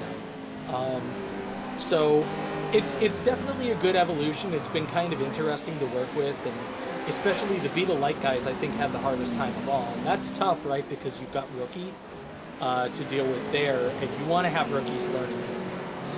So, you know, it was really important to get some of that stuff fixed. But yeah, it's right now the cars feel in a way that I'm really happy with, and I hope that the user base is happy with where these vehicles are kind of right now as well. Well, I very much enjoyed driving them around the course when I was testing. What about testing? When I was driving the 4 cars we were doing tonight, I was driving them around and they felt very nice. Yeah, no, they're definitely in I think some of the best places they've ever been. So that's been really good. I can attest to what Tyler is saying. I will say, Chris, it was kind of funny in that little interim before they had Ian Monroe. Oh no, front bumper is off. Yeah, it's back. I will say, right into the wall. Oh no. Yeah, easy. I was just gonna give Ian props too, Chris, because he spun. I don't know if you're watching what's on the production feed right now. I think you're watching Teal, which is completely understandable. But just to give you a little bit of inside baseball of what just happened there, Ian Monroe spun out, lost the front bumper, and then I don't know if Ian's in the car or his teammate is right now. It's Susky now, yeah. Susky was in the car, did a great job of avoiding the wreck, and then immediately just gassed it straight into the wall. Which was, I feel bad, but it was kind of comical as well. But, you know, Chris, we've talked about how the cars handle. There was a little bit of time in the interim where, and you can attest to this, in real life, you have to scrub jumps. You can't just hammer them. full bore. So there was a little bit of time there in the interim. Because I just naturally scrub jumps because I feel like that's what I should do, I actually went faster. So the fix actually kind of worked against me, but it's not about me, so I'm not complaining. I will say the cars handle much, much better, and that's from the technical side. But you touched on it a little bit. You said the goal is to try to make it easier for rookies to get into off-road racing. And in the most recent patch, actually, it's a long process, but a few things happened to make that a little bit more attainable. Kind of touch on what iRacing's done to make the dirt road ladder a little bit more easier to navigate. Yeah, definitely. So the first thing is on the lap counts for a lot of the races, a majority of the races, particularly on rallycross tracks, we've pulled the lap counts down to the point where I want people to be able to run 4 races in a row. This is a very quick, and Maybe not this one because we do the endurance race, but yeah, the rest of dirt road racing. Yeah, no, exactly. This is the purposeful outlier, but you know, a rallycross race was never longer than 10 laps in the real world, and that was GRC. World RX always did 6. Nitro is done between 6 and 8, depending on the tracks. So, you know, yeah, we shorten things up because I want you to be able to exit a session at 14 and jump into a new one at 15. And, you know, and I think that's something that, making sure Tim gets it in, he is golden. I think it's something that we've helped. We can still probably refine a little more. Like, I would love to make 1 or 2 other tweaks. The other thing, as you guys have probably seen from Greg Hill's development blogs, yes, there has been a significant amount of conversation about lower level dirt road cars. I can't really say more than that because there still are a lot of things in the works, but there is an understanding that, look, we are starting people too high in the ladder. We are not starting people in a vehicle that's really approachable to get going. So long term, you know, there's an understanding. It's just a matter of making sure that we get the vehicles. And there are a lot of different things that we've explored. There are some that I would advocate for personally more than others, but you know, it's about the user base and not my personal tastes or even my personal connections. So, you know, as that happens, that's going to be the right decision for the whole iRacing user base, whatever that's been. But it is really crucially important that there's something closer to a Formula V, there's something closer to an MX-5 Cup car, but there's something closer to, you know, a mini stock or a mini stock or anything like that. Yeah, exactly. So, you know, there is that understanding. It's just a matter of building the right car and getting them. Believe me, if certain people in our executive team had $1 for every time I brought it up, they'd be retired. I promise I've been hitting it hard. So that's, well, I'm not going to do math right now. That's not entirely fun. Now, I'm going to ask you this question, Chris. I don't mean to put you on the spot here, so that's not what I'm trying to do. And I'm not trying to make you say anything bad about the cars that we have right now, but I guess maybe kind of if somebody's listening to that for the first time and they're like, well, what does he mean, like starting at the bottom of the ladder?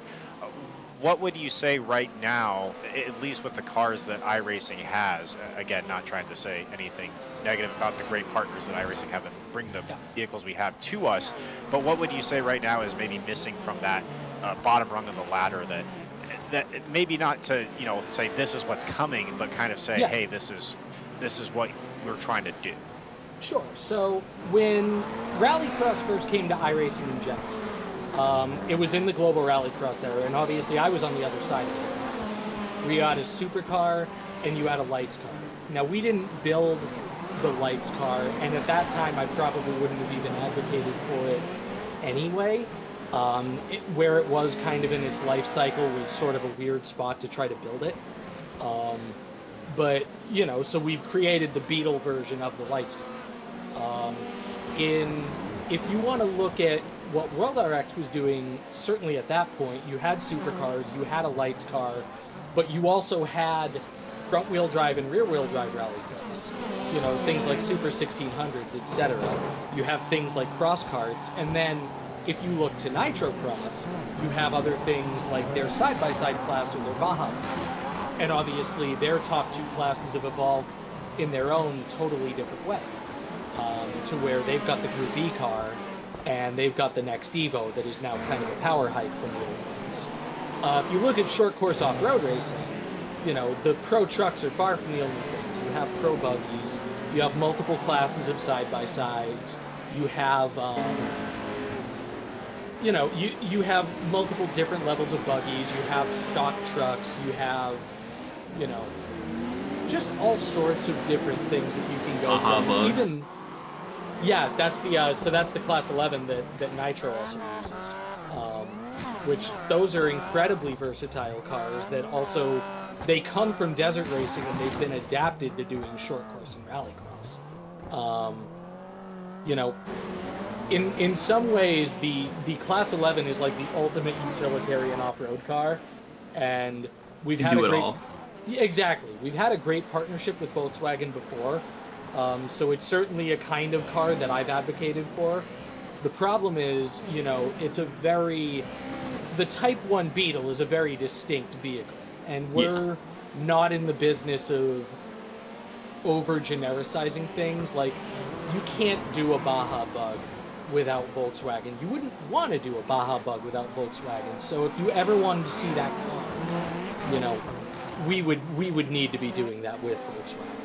Yeah. You know, that is their brand. That is, you know, like Frosted Flakes is to Tony the Tiger, the Type 1 Beetle is to the Volkswagen brand. So, you know, so there are definitely, there are all sorts of things that kind of come down to what's out there and what's viable for us to do someday. Some of it's licensing, some of it's where is a car in the world that we could use, where is a car that would be good for us to use.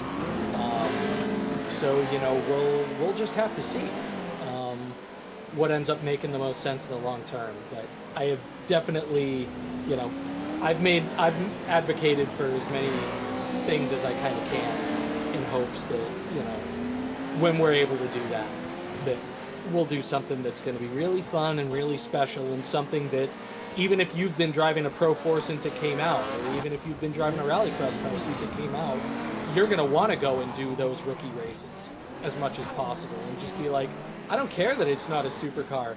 Oh, I want to go race mini stocks. Yeah, yep. We just rode stud, or no, I think that was Briggsy, but either way.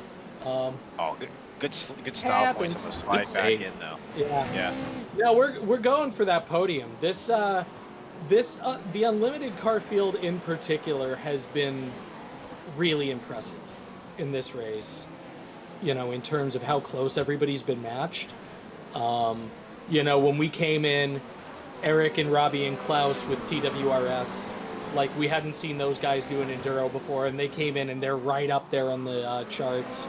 You know, the 11 millimeter socket guys were right up there on the charts. You know, Briggsy, we know, kind of goes way back, and, you know, Stead's always done a hell of a job driving the cars as well. And then, you know, I was bummed to see the Squadra guys have some of the rotten luck at the very beginning that they did, because, you know, they really, on speed, were always a threat. You can't say enough about Josh and Cam, certainly, as the drivers that they were. I remember back in the day when we were all at JBE, and the de facto rule was we can't pair Josh and Cam up because it's not a fair fight. Speaking of that, Cam Peterson in the car. Cam got stuck with me. Cam dragged my lifeless carcass to victory the first time we did one of these at Grandin. So I'm looking back here, Chris, at the and it's pretty funny. I will say, you and Trevor Teal do have a win in the unlimited car class. You actually won the Great Lakes 100 in the most recent race I think you did, I believe. So you do have somewhat of a title to defend here, which I know Yeah. you're going for the podium at this point, but there is that as well. But then I was just going back and looking, limited car here, 2024 Great Lakes, one Josh Evans and Cam Peterson. Weird, never saw that one coming. 2023 Sierra Nevada 100 limited car, Josh Evans and Cam Peterson. And then 2022 Sierra Nevada winners, Josh Evans and Cam Peterson. So much Never like seen it. Shaquille O'Neal and Kobe Bryant, they're going, I know it's been 3 in a row as far as the series go, but for this individual race, they're actually going for the three-peat right now. Yeah. Impressive. Yep. And And they're doing yeah. it dominantly. Yes, they really are. Now, one thing I do want to say here, I noticed Teal coming across the start-finish line. There's something different about the start-finish line, is there not? It seems like we're having a lot of trouble with a lot of the Subarus going on. Yeah, and again, that kind of comes down to what I said right when I got in the booth with you guys. It's definitely, and there are certain things that you can only learn when you've run a race this long. And we had our open practice sessions and people jumped into them, but this level of track wear is just so far beyond anything that you'd have tested. So Yeah, it's hard to get this track wear in open testing. yeah, exactly. So, I mean, I've started to find about lap 14, 15 that I would land and I didn't have anywhere near the control that I had had previously. So, Man, if you just watched Teal land, it was like bouncing as he came down. Exactly. So, like, in some ways you're just trying to catch it. In some ways you're just hoping that it doesn't get too loosey-goosey. You know, a few times I definitely made the wrong... John. Okay, I can laugh because you laughed at it. We won't repeat it, but just know it was funny, broadcast people. there was some on-track banter for everybody watching Yes. at home. That was very That's the funny. best I way will to just put it. say that. Yeah. Let's see. So, but yeah, no, I mean, and I definitely chose wrong a few times because I would get in the skid and then I would lock it up. And what's about the dumbest thing you can possibly do there? You know, really, I should have been trying to put it in the gas and I just wasn't reacting with the correct pedal. So, you know, had a couple of incidents there. Had one tangle up with, I think it was Dan Corritto in the 554 that I feel bad about that took us both off a little bit. Had a couple, at least one stack up in turn one that was, I feel bad for everybody that got caught up in. It was funny, before I jumped in with you guys, I went to, I had to go catch up with John and Don with Snoop There It Is, which is Emily's favorite entry, which is why I'm glad we're not in the same class so she doesn't have to root against me. But I was just going in there and being He's like, still guys... rooting against you. But no, I was just going in there and I was like, so, every time I bring up that you're Emily's favorite car and we're near each other on the track, we wreck together. So I'm going to stop saying that. Because we had like 2 where we just... There was one that was in turn 2 where it was just... I think they just clipped the rear bumper and we both kind of got... They ended up still getting worse out of it. We both... You know, it is what it is. But we jumped in the chat. Actually, the funny thing about that was that Runkle sent me a text message where he was just like middle finger out window, and so I had to jump in because I thought that I was worried that they were going to be like, oh crap, he thinks that we did that on purpose, but no, it's all good. These races are all love, and you know, there are a lot of wrecks, but it's just that you have a lot of time to run out of talent in 100 minutes in cars that are designed to do 10 laps. Well, Chris, it's our favorite time of the, well, my favorite time of the evening. I do one of these, and you're welcome to get in as well. Gail, if you want to shout out your pick as well, feel free. You can go ahead and chime in on this one. You could be like the producer in the what is it, the Howard Stern show that would just like yell from the background. But we always like to go through. We like to do favorite paint scheme, and we like to do favorite team name. So I'll go ahead and let you be the lead off, Chris. Not to put you on the spot. I'll give you a little bit of time if you want, or if you're ready to go now, you can go. Now I'll just pick paint schemes and then I'll go jump in and try to coach Teal to this finish. Because we are back on the podium right now, and we've got one lap to track down Stead and Briggsy. But other than my own favorite paint schemes, I know some of them haven't been showing up, but Ian Monroe and Chris Susky did a great job on one for Rattlesnake that unfortunately doesn't seem to be showing up. We do have Crime- Rattlesnake on the broadcast if it helps. Oh, okay. Crime Pays, but Sim Racing doesn't is probably my honorable mention for the... I'm going to go with Emily because Happy Wife, Happy Life. A Snoopy car is a great car. Nice to Oh see my it kind of goodness. themed after the old Jeff Gordon one. Oh, you did not see that. Susky I just didn't. went. Susky just tried to Ross Chastain turn 1 and it did not work. And it has caused calamity. Everybody's kind of figuring it out. I will say the leader has been spun. Cam Peterson got spun. Cam got spun, but he is now reversing into the track. BDSM. Let's see. Oh, did he just get stuck? Oh no, did he just get high-sided? Oh my god. Oh no. That would not be good. No. No, I see him. Been lost. Let's see. As far as the trucks go, I mean, I gotta shout both PBR and mediocre at best for just running the Pro 2s, because obviously that's a light entry. And then for the Pro 4s, I've always liked that 10mm socket scheme and team name. So. Yeah. I can never find mine. Yeah, we both laughed at that one, so that was pretty good. and like you said, we'll let you get back going here. 15 minutes left in this race, and you and Teal really got to hammer down. Chris, I appreciate the time. We see Teal coming in right now. Really quickly, if anybody wants to get involved, how can they do that? Yes to Motorsport. Just follow us on Twitter or the rarely used Instagram, and and we have stuff going every Thursday and Saturday. But these come around 3 times a year, and we do a lot of pre-promotion. There's a sign-up form, but as long as you're in the league, you can run. So it's a good time. But come join us for the regular Saturday stuff. We run like 8 races a night, and they're all 5 minutes. And yeah, you can run a whole championship in about 2.5 hours. So Fish, Tyler, Gail, thank you for jumping out of John's car once again to be the hero on the production side. And Fish and Tyler, appreciate you guys taking the mic for this one. I know everybody had a last minute scramble on this, so appreciate everybody kind of coming together as quickly as we all did on this race. And certainly Josh Teal at Racecraft for organizing it, Jim Beaver, Misadventure, Jim Beaver eSports for supporting it, and you the fans at home. Well, yeah, and it does really take a village to make a Yes2 Motorsport Sierra Nevada 100. So, Chris, thanks again for coming and joining us here. And like I said earlier, we have just under 15 minutes left in our 100-minute endurance race here right now. The camera is on that 112 PLT machine of Trevor Teal and Chris Leone, who had just joined us in the booth, and we thank him again for his time there. And also, Tyler, for saving our voices for a little bit, because I don't know about you, but I was getting tired, but that definitely gave me the break I need, and it's time for us and these drivers to lock in for the final 13 minutes or so. See if Teal can knock out this podium finish. And right now, he's in a good spot. I will say that. I believe Robbie Kirtley just pit, and you saw the Teal pit a little bit before him when we were talking to Chris Leone. So right now, they have the advantage with the pit stops. It doesn't look like they're going to be able to defend.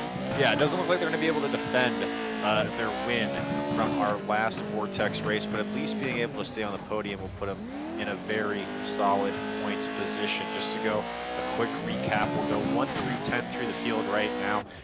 Of course, it's really been the race has really just been owned by the 548 Subaru of Cam Peterson, Josh Evanson, Nitro Circus Sim Racing. They're out in front right now, followed relatively closely by Sean Winkler in the Racecraft Academy Pro 4. They've done a really good job all night long of just staying out of trouble, and that's really what you got to do here. That'll put you in the top 2. In third place right now, Zach Blanche, the 10mm sockets team out of Australia. You can see they've kind of moved around. They were down in 9th place, cycled through with pit position. Right now they find themselves in 3rd, and they still have a chance to catch up to Winkler if they don't make any more mistakes. After that, we have Jacob Alexander in Lampoon Racing, that Winnebago scheme, Tyler, you and I have talked about so much. climbed all the way up to 4th place. Now we're up in 2nd for a little bit, but again, they just caught up in some of those incidents that we've seen when we were talking to Chris Leone. So right now find themselves in the 4th position. Still not a bad showing for them. It looks like we just had possibly a change in the 5th spot for pit cycles, but right now it belongs to Hake Soares, and I can see what's going on right now. There's a battle for this position, and good job here by this M9 Performance team, going from 18th place all the way up to 5th is where they find themselves now. Just stay in the course, and they find themselves here with just over 10 minutes to go with a spot to earn themselves a top 5. What's in 6th place, tenacity? you just saw. What's that? I'm sorry. What tenacity? What tenacity? Yeah, I'm sorry. I thought you said what is McNasty, and I was like, I have no idea what that Me is. either. Me either. What is going on? Now we're going to take a switch here to our Beetle class. We have Eric Kaplinger in the Move Over Its Speedy Time entry in the paint scheme that I will again point out that they stole from me. Really kind of right now the sign of, as you mentioned, Tyler, tenacity and resilience in Beetle class. They've just done a good job of not making too many mistakes. So not only do they find themselves in 6th place overall, they also find themselves the leader of the limited car class right now, the Beetle Lights. So doing a great job in that car, and they only have 10 more minutes, and they will find themselves as a class winner here in the 10 minutes Sierra to hang on Nevada. to that their 25-second lead they got. Hey, we've seen it, Tyler. Crazier things have happened, and they've happened to this car right here, the 554. JP DeFino is in the car right now, and you see it there, a bump from the 000 as they go around the first hairpin there. They've been all over the place, find themselves in 7th position right now. You mentioned it, 25 seconds behind Eric Kaplinger in the Move Over Its Speedy Time machine, but it's not over yet. It really isn't. Anything can happen in these last 10 laps. 25 seconds is zero gap in Vortex. I will say that. If you were on the same lap, you were pretty much still within striking distance. This is I'll not put it that normal way. racing. Yeah, this is advanced racing. This is pod racing, Tyler. So This isn't bad. and going back from that, our title car here. Oh, and Oh, just no. getting ball and being abused again. I don't really think, as you can hear, the lamenting of Sean Winkler over the radio. Teal get into the fence there. Another driver that's been up and down. Right now, they are in 8th place overall, but now they find themselves in the 2nd spot for the podium battle. Second. Yes, they're not going to be able to repeat their win from the previous race from the Great Lakes 100, unfortunately. But they found themselves with perseverance up to the 2nd spot, and right now just trying to hold that spot from Stead Miller in the 11mm Skits camp. Again, another entry out of Australia. I want to apologize too.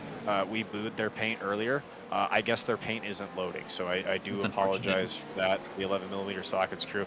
They sent me a picture of it. It was actually pretty darn cool. So that is a bummer that their paint did not show up. But again, the Subaru factory entry in 9th spot, holding on to the last podium position. And just so you're aware, Gail, I don't think it's anything that is on our end. I think it's a trading plates thing, but we'll try to see if we can get it on there. It is a looking paint. I just wanted to shout them out for that because I know I gave them a little bit of a hard time earlier. In our 10th spot right now, the 000 Team Watson Racing Setups No Control Subaru entry. Robbie Kirtley in the car right now. They've done a good job kind of hanging around in that mid-pack. You've seen them be in a lot of incidents, which a lot of them, to their credit, no fault of their own. You see a little bit of contact there. It's just the nature of this off-road endurance racing. But they've done a good job of keeping themselves out of the big incidents. There's been a lot of little incidents, but they've all been like that. They've all just been a tap and a spin, and they get back going. They've avoided the flip, and they've avoided the getting stuck in the fence is a fun one that happens here too. Sometimes the car will get stuck in the fence. So they've avoided a little bit of that. We'll just keep it going. We'll take out some of these names here. Let's see right now. We got AJ Roderick in Team BDSM, the most family-friendly car on the track so far. No true words have been spoken. Yeah, again, it's been an interesting day for this team, theme and paint scheme. Regardless, what's been happening with them is just really they've been being pushed around by the trucks, and I just want to say that I'm in solidarity with the Beatles, and they shouldn't be pushed around by our larger truck brethren. And this has been an unfortunate day for them. They still find themselves for a chance for a top 10 spot, but not exactly what they were looking for coming into this race. Let's go check in really quick with the Snoop There It Is machine of Don Runkle Jr. as well. Want to give him a shout out. I actually made a mistake earlier, so the reason I brought this up is I wanted to correct myself. Don is the other teammate of John Borst right now, so he is in that Snoop There It Is car. You can see he's in there right now. The extra live spots are on there. Doing a great job, and really I have nothing but good things to say about Don, and if he's listening right now, I want him to know that I have absolutely nothing but good things to say about him. I think he's a great guy. He's got a very entertaining Twitch channel. If you want to check him out, just look up Don Runkle on Twitch. You'll find him. Actually, it's not that, but you'll figure it out. You'll But find anyways, it. yeah, exactly. Don was the other driver in that Snoop There It Is entry with John Borst. So I just wanted to make sure that that got pointed out here. We do have just over 5 minutes left in this race. So a lot of these positions at this point, if you're more than a lap away from a driver, I think it's going to be really hard to try to make that position within the 5 minutes we have left remaining. But Tyler, I think you kind of pointed out earlier that 25-second lead, which has grown, I will mention, but that is absolutely nothing in one of these races with the chaos we've seen so far. Absolutely. It takes one reset to the pits, and that time means nothing. Yeah, honestly, it could be even. Let's see here. Cam is 2 laps ahead. There could be, even for our leaders right now, they have enough incident, and it's not over He hasn't yet, won this so- race. He has not. Yeah, There yeah. is still time left. There could be unforeseen circumstances. Yes, and I don't think that's going to happen. I No. think they're 2 consistent drivers. But again, it is not quite over yet with any of these positions, barring any, like you said, unforeseen circumstances, Tyler. And right now you can see right in front of our leader, doesn't like seeing that, does not like seeing No. 2 trucks go side to side here. He's going to try to I would not like. Yeah, he's just trying to get out of there. sneak on by. Yeah, Yeah. excuse me, guys. I'm going to try to take that here. Oh my goodness, Oh, coming in hot behind him there. I'd be puckering. Yes, yeah, for sure. And especially if you're trying to hold on to the overall lead. It would be one thing if it was a 5 lead, but definitely an overall lead is not easy. And especially if you're on a driver of the caliber of these guys, you're not really going to do a lot to catch up. But I will say, Eric Kaplinger, he's still there trying to give it all he can right now, holding on to the limited car class lead. Still 4 minutes left to go in this racing. Positions can still change. What does it feel like, Tyler? You've been racing now for nearly 100 minutes, and you're almost at the finish line. I mean, are you still focused? Do you feel like you know how much time's left in the race? You just try to put in laps? What's your focus right now? I feel like you're just trying to stop yourself from watching the timer, counting the laps, just trying to think of it just like any other lap that you've been doing for the past hour and 35 minutes, hour and 36 minutes. You just want to think of it as any other lap, but it's kind of hard to. Yeah, it's definitely difficult, and especially if you're a 2-driver team, you've been doing some longer stints. And we had the graphic up during when Chris was talking the different stints that these drivers had. But some of them are only doing, 2 or 3 total driver changes. So that is a long time in the car, especially with the bumps and the jumps you're dealing with here in the off-road racing.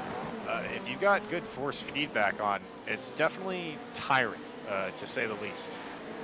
So you got to keep your mental focus in there, and you got to make it through the last 2 minutes and 45 seconds and 1 lap. Just to clarify as well, there will be 1 lap once the leader takes the white flag at the end of our allotted time here in the session. Still battling going on the racetrack. You see the 97 truck there doesn't want to give any room to the 187 Subaru there, the stud seeds machine, trying to get by. think that's Russell Peterson currently in the car right now. Does a good job of navigating that situation. We see 2 Beetle Lights here. I do not believe that is for position. No, that's not. That's your leader. And then also from there, the 533 of Team BDSM right now with Adrian Roderick in the car. Eric Kaplinger in the move over in Speedy Time Machine, trying to finish out the last 2 minutes of this race here. And let's see, anything that surprised you in the race so far, Tyler? Anything you weren't expecting to see that you go, oh, hey, that's interesting? Other than the 60 laps of Chris Leone, you know, That's a really good point. a couple of these wrecks have been, you know, eye-catching, but I wouldn't say surprising for anything, you know. I really can't think of anything that's out of the ordinary. You make a good point. It's been pretty, I don't want to say ordinary is a thing. These are far here. from ordinary. Right, yes, but it has been an ordinary VORTEX race, if that's even a way that you can describe it. Not a lot of controversy, really. We kind of expected the three-peat to continue with Cam Peterson and Josh Edmondson, and that's what we're seeing right now. No surprise seeing Sean Winkler at the lead of the unlimited four-wheel drive class as well, with just under a minute left to go here. I don't think they're going to take the white flag this time. I think one more lap after this for the 548 Subaru, and we will see the white flag. I do believe he'll make it around one more time. I think you're right, Tyler. I really think he was about halfway. 100% he's making it. Yeah, about 42-second lap times. He's definitely got it. So one more time around, and then the 548 will see the white flag. So still just enough time for positions to change one more time. I would say at this point, I think it's going to be probably very looking hard. at our finishing order. Yes, I would say at this point it's going to be very hard for Cam, at least, to give up the spot. I will say that. Still possible. Anthony James back there. Yeah, shout out actually really quick to the 2 teams, PBR Racing and Mediocre at best. Anthony James, Frank Monac, James Mensch, and Bobby Blowers. All of them decided to come out and fill up the only 2 entries we had in the Pro 2 Lite division, as the 548 will take the white flag. Cam Peterson one more time around. That's all he's got to do. And actually, I believe that's it. He's going to come to the checkered right now. And not only is he going to win the unlimited class, he's going to be your overall winner in the Sierra Nevada 102 Motorsport. His celebratory flip and just barely avoids the attack of Anthony James there, but he's going to be your winner. Excuse me, what I was trying to say is on your screen right there, you see Sean Winkler. He's going to come across numero uno in your unlimited truck four-wheel drive Pro 4 division, so that's going to be a class victory for them as well. They'll be second overall in your race. Eric Kaplinger is going to come across and win in the move over its speedy time entry. So the moist move over its speedy time continues their domination in the Beetle Lite class. And then last but not least, in our Pro 2 class of under truck two-wheel drive, PR Racing is going to take the win there, the 294 truck. So that is your winners. Tyler, we'll take a look at Is the wall all of your celebration. Yeah, nice little celebratory wall tap we see there. Those are your winners. We'll take a look at your final standings there. As you can see, some of these drivers taking a chance to celebrate in their own way. Some traditional yes to celebrations, I'd say. Yeah, and right there, Tyler, you can just see the absolute domination that Cam Peterson and Josh Edmondson finishing 2 laps up on the winner of the next class with Sean Winkler, Zach Blanche, Jacob Alexander, and Lampoon Racing. Move speedy time. They're your Beetle class winners. Saints and Sinners Racing, Team Watson Racing Setups. Dan Cardio did a good job there. Came home second in the class. Brody Deutscher, M9 Performance. They're going to finish just outside the podium in the Pro 4 class. Finishing out the podium for the Subaru class, Stead Miller. Trevor Teal is going to end up finishing third. So our PLT Motorsports, I don't know, I guess home entry is going to end up finishing third. Turn 3 eSports here. Let's see, Doug Betts, they're going to come across in 5th in their category, and it looks like, I believe, 10th overall. So that's going to be your top 10 positions there. The numbers you see on the left side of your screen right now, that's going to be your class finishing order. So we'll go around here. Any of these names stand out to you, Tyler? Anybody finishing better than you expected? No, I'd say this checks out. I'd say this checks out. Yeah, again, I want to give a shout out to PBR Racing. They won our Wonderful. Pro 2 class. Bobby Blowers comes across the winner in that car from them. Anthony Jane's mediocre at best. They're going to round out your 2-car podium for the Pro 2 class, and the rest of your finishing results you'll see on your screen as we go. I don't believe we're going to take a break before heading into interviews here. We'll take just a quick second here to see. Looks like a broken there's gearbox. somebody stuck in the fence. There's that. Oh, one. they are trying to get them out. Will try to get him free. While we let He's people out of fuel. file in for interviews here, Tyler, we'll go ahead and take a look here at a Yes to Tradition. This is where we offer one car to the iRacing gods so that we can have successful races in the future. So that's what we're seeing. This right is now. our sacrifice for the race. Yes, right now on your screen. So close. Tyler, 30 seconds or less. Your thoughts on the racing that we saw this evening? This has been an absolute blast. I'll tell you that. This has been fun to watch. Absolute. You heard nobody complain whatsoever in the driver comms. Everybody's just been having a good time. Some of the best racing I think I've seen in these events. Almost got him out there. They are trying so hard to get him out of that wall. Come on. There's a lot of in, man. teamwork going on too. Back into him. You got it. I love this. But This is what Yes to Motorsports is about. Yeah, we've watched 100 minutes of racing, and this is almost the most exciting and enthralling part of it. He's getting a run up. We'll see here. We'll let this go on for a little bit longer. Almost got him there, and he's going to take himself out of existence. Oh, he got taken out. Yep. Yeah. Back to the pits. I think that might be it. I think they tried to get him unstuck, but that's not going to be able to do it. So, Tyler, if you could do me of the honors here of being the doorman, we'll go ahead and talk to our winners in the our overall winners, that is, in the unlimited car class. So go ahead and bring in Josh Edmondson and Cam Peterson. We'll get him in here. We got to do some shuffling around.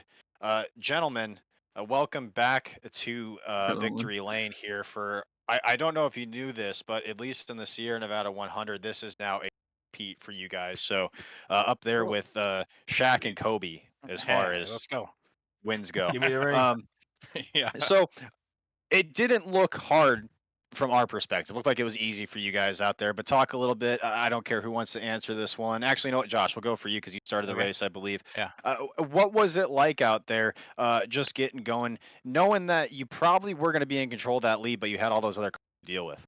Well, it was a clean start, and that rarely ever happens in these. Usually there's something going on, and Cam and I were kind of talking about it. It was just the cleanest race out of all these that we've had. There wasn't any big issues. We didn't get any trips to the pits.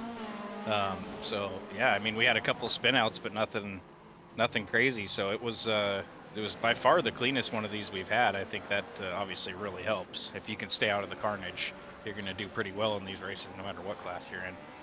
So I think that was probably the biggest thing. But I think the cars are just so much faster that we were also just being patient. It was get on the straightaways, just make the passes on the straightaways, and try and race clean and not get in any trouble, and it worked really well. Yeah, you bring up a really good point, actually. This was one of the more clean races that we've seen. Cam, we just watched your celebratory nose spin, I guess we'll call it, and then demolition derby there. So that was impressive. I'll give you the props for that one.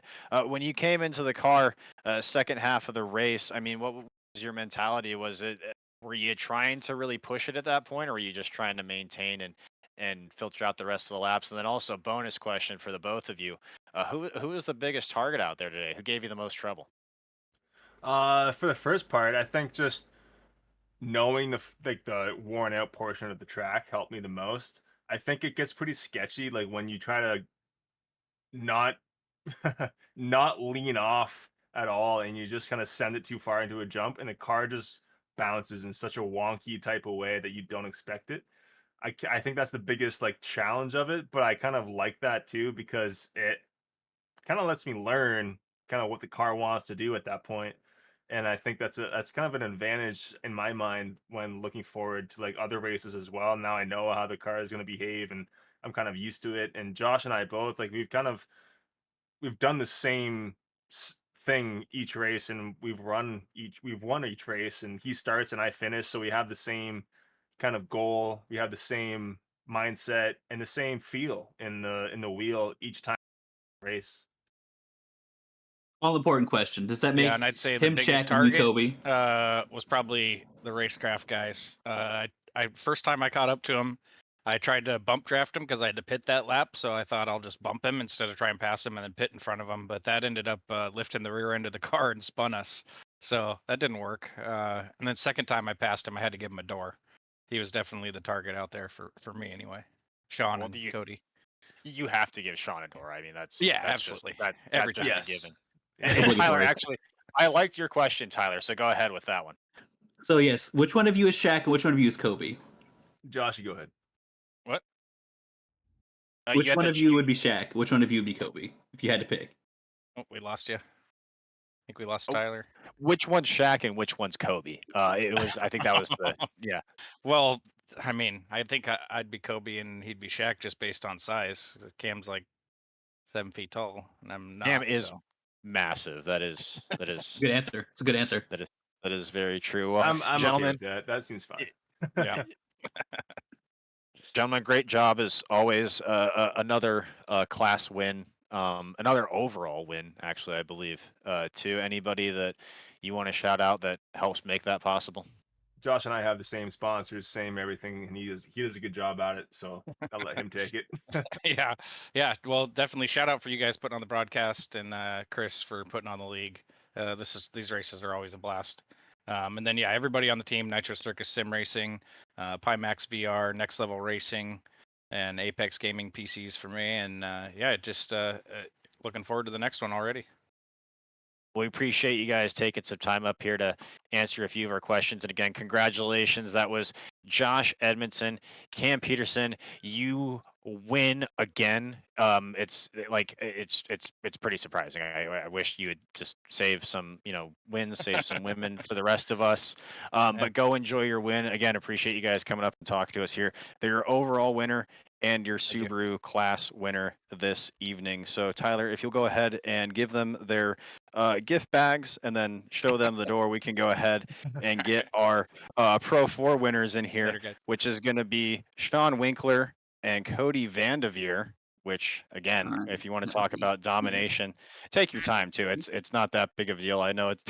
I think the duck went on the broadcast, Sean. So I want you to know that Ian, is. hello. That's funny. Hello, Sean. Yes, Sean Winkler, Cody Vandeveer, your winners in the Pro 4 category today. Now, I want to start this interview off, Sean. Uh-huh. I asked Josh and I asked Cam. I said, "Who was the biggest target out there? Who gave you the most trouble?" And I'll give you 3 guesses of who they named. Cody. No, it was actually you. It was It was you, me. Sean. Yes. Okay. I didn't want to make it about me, but I get it. Well, I'm used to it. I want you. My first question for you is just respond to. I guess at some point, Josh said he had to throw you a pretty solid door. Did that phase you at all, or did you even know he was there on the track? Was that or how did him? you I just handle thought I thought the window net fell down for a second there, so I didn't really notice anything. No, I did see when he tried to dump my boy Cody here, but he actually just spun himself. So really, I mean, who's the Racecraft team here? You know? Well, yeah, that the Racecraft Academy might Yeah. have to Well, teach. we teach. You know, we give lessons. Yes, They're yeah, welcome to apply for sure. For sure. So Cody, let me ask you that. Obviously there's a little bit of contact out there, a little bit of a rough and tumble like there is in any off-road endurance race. Do you want to respond to the accusations that Josh and Cam were throwing out there against you guys?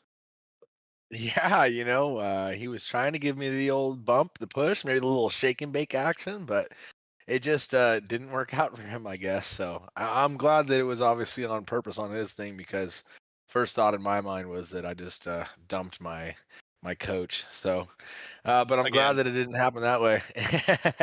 So no, but it was good racing. It was good racing with everybody, and I had a blast. Sean drove it home for the finish, and I couldn't be happier with the teammate. So we're stoked. Well, and I'm checking right now. I think, at least on the notes that I have, correct me if I'm wrong, Sean, but that is your first win, I believe, in the Vortex series in a class. Is that correct? Ian, I believe that is correct. I do have a tiny truck championship under my belt, and I'm very proud to have that. But to add this feather to my cap, really happy to bring it home for the Racecraft Academy team here in the Pro 4 in this Yes 2 Yeah. Motorsport event. Really great. It's nice that they put these kinds of things on. Multi-class out here, fun, battling, driving around, using alternate lines. Over under, over under, under over under, all the ways that you do the passes. You get to try it out here, and it's a blast. It's really great multi-class racing. Well, and doing all those things left-handed, Sean, is very, very impressive as well. So I do want to commend you on racing left-handed only. That is very impressive and something that you don't see nowadays. Now, No, you gentlemen, I don't. won't But hold you. well, thank you, Ian. But when you're Yeah. racing left-handed, you're the only one out there in your right mind. So that's why we were able to bring it home. Exactly, What a and statement. obviously it worked out for you. Coming home second, gentlemen. Thank I you. really appreciate your time, but before you get going, it's that time. Just plug your sponsors and that generic question of who do you want to thank. So. Get at Oh, him, Sean. oh, absolutely. Well, thanks to Yes 2 for putting this on, and Chris Leone for getting this thing together. It's always a blast to drive them. Props and thanks to them. Racecraft Academy, Nitro, NLR, Cody, my great teammate, starting it off strong, battling through. That's really the hardest part. That's why I put him out there first as a test to see if he could handle it. And flying colors. He passed. It was great to have him out there. All my fans in the stands. Belated happy birthday to Kenny, my buddy. I forgot a couple weeks ago, and so I said if I'd get on here, I'd say hey to him. So happy birthday, and that's it. And Ian, thanks a lot for jumping in here and doing this. It's always a pleasure to talk to you, especially when it's on a broadcast like this, Ian. Well, I I just appreciate that. Oh, go I ahead, just got Cody. to I give a didn't even shout. cut I you got off. no, you're good. I just got to give a shout out to my daughter. I got a 3-month-old Emma at home, so I did that one for her. Sean made sure he took it home, so she was happy That's because she right. was starting Yeah, to I didn't fuss. do it for Cody. I did So, it for his family. So there you go. That's what Sean we're here Winkler, for. and a family man, and Cody, I can kind of relate. My daughter should be here literally any day now. So I oh will man, soon. congratulations! Yes, I Greatest thing will. in life. I'll tell Hope you you get that. her on the podium one day too, Ian. Yeah, one day. Yeah, maybe in 10, 15 years, Sean. We'll see. I will see you there, We and then offer you'll be like, coaching. right, Giving and then him you'll be like, I recommendations to remember my Motorhead first Garage podium. children's books. Yeah, get your Yes. credit card ready. Yeah. All right. Well, thanks, guys. Really appreciate it. Thanks for taking some time up here to chat with us, and congratulations on your class win. Thanks again, Ian. Appreciate Thanks, it. guys. Right. Sean Winkler, Cody Vandeveer, the 59 Racecraft Academy entry, your Pro 4 winners here in the Sierra Nevada 100 this evening. It looks like we might not have the full team, Tyler, but we'll go ahead and drag Brian Sawyer up here. They won our Beetle Lite class, so he's in the booth right now. And Tyler, we'll take it away here. What questions do you got for Brian here? What do you want to pick the mind of Brian Sawyer here and what he did this evening in the Sierra Nevada 100? So how was it picking through all of those cars in that unruly truck? How was that? I was in the Beetle? car. I was. Oh, was he in the Beetle? I thought he was in the Oh. other truck. It's a This weird looks shape. clean, dude. It's a weird shaped truck. Hi Weird guys. shape. Everything's a truck if you think about it hard enough. Yeah. No, it was a pretty smooth race for us. On lap 3 there, I did get I got hit and the rear end got over a wall and we got stuck for a second, but quickly that. dislodged it and wasn't too bad from there. I mean, we had to work a little pit strategy into it. We do have 3 drivers, so we got to fit that extra pit stop and an extra driver swap in there. So managed just fine. Avoided pretty much all the incidents. We got Eric in there at the end, and just like, Eric, you got plenty of gap. Just keep it nice and clean. Let people buy when they need to go, and it worked out great. And we do have Eric here in the booth, just so everybody watching at home knows. He's a very silent guy. If you've ever seen Penn and Teller, it's kind of like that. He doesn't really say much. So, Eric, I'll give you the option. Would you like to make any comments on this evening's race? All right, and back to you, Brian. I'll go ahead and ask on behalf of the rest of your team. I do want to point out, you stole my paint. We've already had this discussion, Oh, but I'm I made aware. sure Look at I that roll. pointed that out You got good multiple taste. What can I times. say? Yeah, but I will point on this, and I'll give you some credit here, Brian, to be serious for a second. You were one of the main people that pointed out, especially in the Beetle Lite, how it had a tendency to nose over when the new damage model was first released. In your opinion, as someone who was, really on the forefront of that, what did it feel like in this race for you? Do you think it's fixed, or do you think there's still more that needs to be done? Well, after the season dropped, I know they did a little updating to it. It's still a little nose heavy. They did some adjustments to everything, it seems like, but it's still a little nose heavy. If you touch the brake at all, you will go. You'll do a cool little front flip, which is what we're trying to avoid doing here. We were working on going over the big ski jump on the front stretch, just like tapping the brake beforehand and then gassing over, and that was mitigating it. Marcos let us know, hey, just hold the clutch when you go over, and it's a lot better. So that's what we ended up doing, and so it's a lot more manageable. It's still pretty nose heavy. It feels like the gyro, the gyroscopic steering in the air is gone, but we managed. That was a big word, gyroscopic steering. What does that mean? It means when you hit the brakes in the air, your nose goes down. When you hit the gas in the air, your nose goes up, Oh, using okay. the rotation of the wheels. I learned something new today, honestly. I just my We did brain not know just that was like, the term for that. yeah, my brain is just brakey pedal make car go forward. So yeah, so that's where I have for that. Well, Brian, Silent, Eric, I appreciate you guys coming and joining us. Now, Brian, do you have real sponsors that you want to shout out, or are all your sponsors fictional? We got full of fake sponsors. Gotta thank though my mom, Eric's mom, uh, Tom Grady's mom. It's the gist we're going with now. Um, yeah, we got no real sponsors. We got a bunch of Ian's fake stickers. What So about that's pretty cool. Marcos? And wait, did I you don't know have that? Marcos's mom like that, but I'd love to thank Marcos for doing his best. We did great. We had no incidents pretty much the whole night, which is more than we could say for most races for us. I think last time we were here, we were in second place looking for first, and the last couple laps we went over the wall, fell to fifth. So big How improvement for quickly it can this one. change. Well, I will say I think that was your guys. Was that the first? Well, no, you had one in the bus, right? Like did you win Yeah, one in the bus? I think. I think we won one in the bus. I think this is our second class win. Okay, so you have well, you won't be a three-peat, but you'd be the next team actually, if my stats are correct. That would have 3 wins under the belt. So you would be on the same level of Cam Peterson and Josh Edmondson, just to Oh, put that it in doesn't feel perspective like for you. it. It doesn't, and it probably never will. But just to put that in perspective for you guys. Well, anyways, congratulations on your Beetle class win, and appreciate you coming and taking some time to talk with us here in the booth. All right, thank you guys for broadcasting it, doing all the things you did. So have a good night, guys. Yeah, take care. And I believe, Tyler, we have time for one more interview, and I believe that's James Mensch down there, but we will Um, find out when we drag him in here in just a second. Our last interview of the evening is going to be our Pro 2 class winners. Again, I know it's been a while since we talked about the standings, so I'll remind you that's PBR Racing, and we'll see here. Alrighty. Is this James? I think it's James, right? Or Bobby?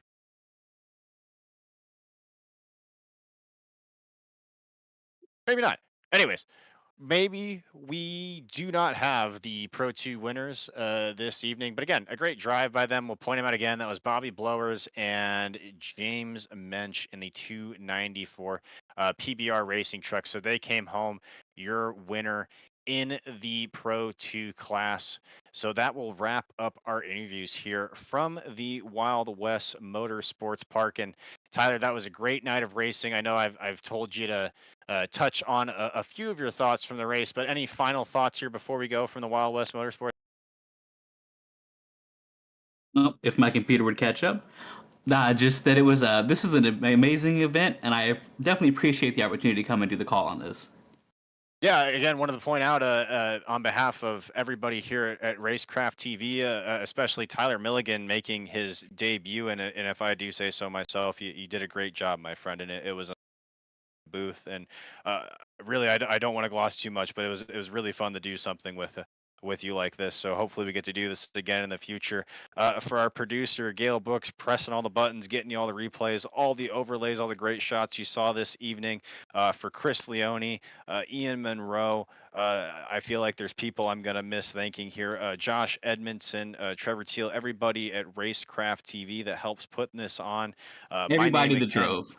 Yeah, really, everybody that drove, all the drivers there. Let me see. Aaron, Brian, they also helped put this on as well. Just a great event from start to evening. And really, if you spent your time here this evening, I don't know what you're doing watching Racecraft TV and listening to Tyler and I for over 2 hours now, but we really appreciate that you took time out of your Thursday evening to come here and watch us on Racecraft TV. Stay tuned to the Yes2 Motorsports social media to find out information for our next VORTEX race. Should be in just a couple of months, and we hope to see you all there. Once again, on behalf of myself and Tyler Milligan and for Gail Brooks on the truck, we thank you for watching and wish you good night.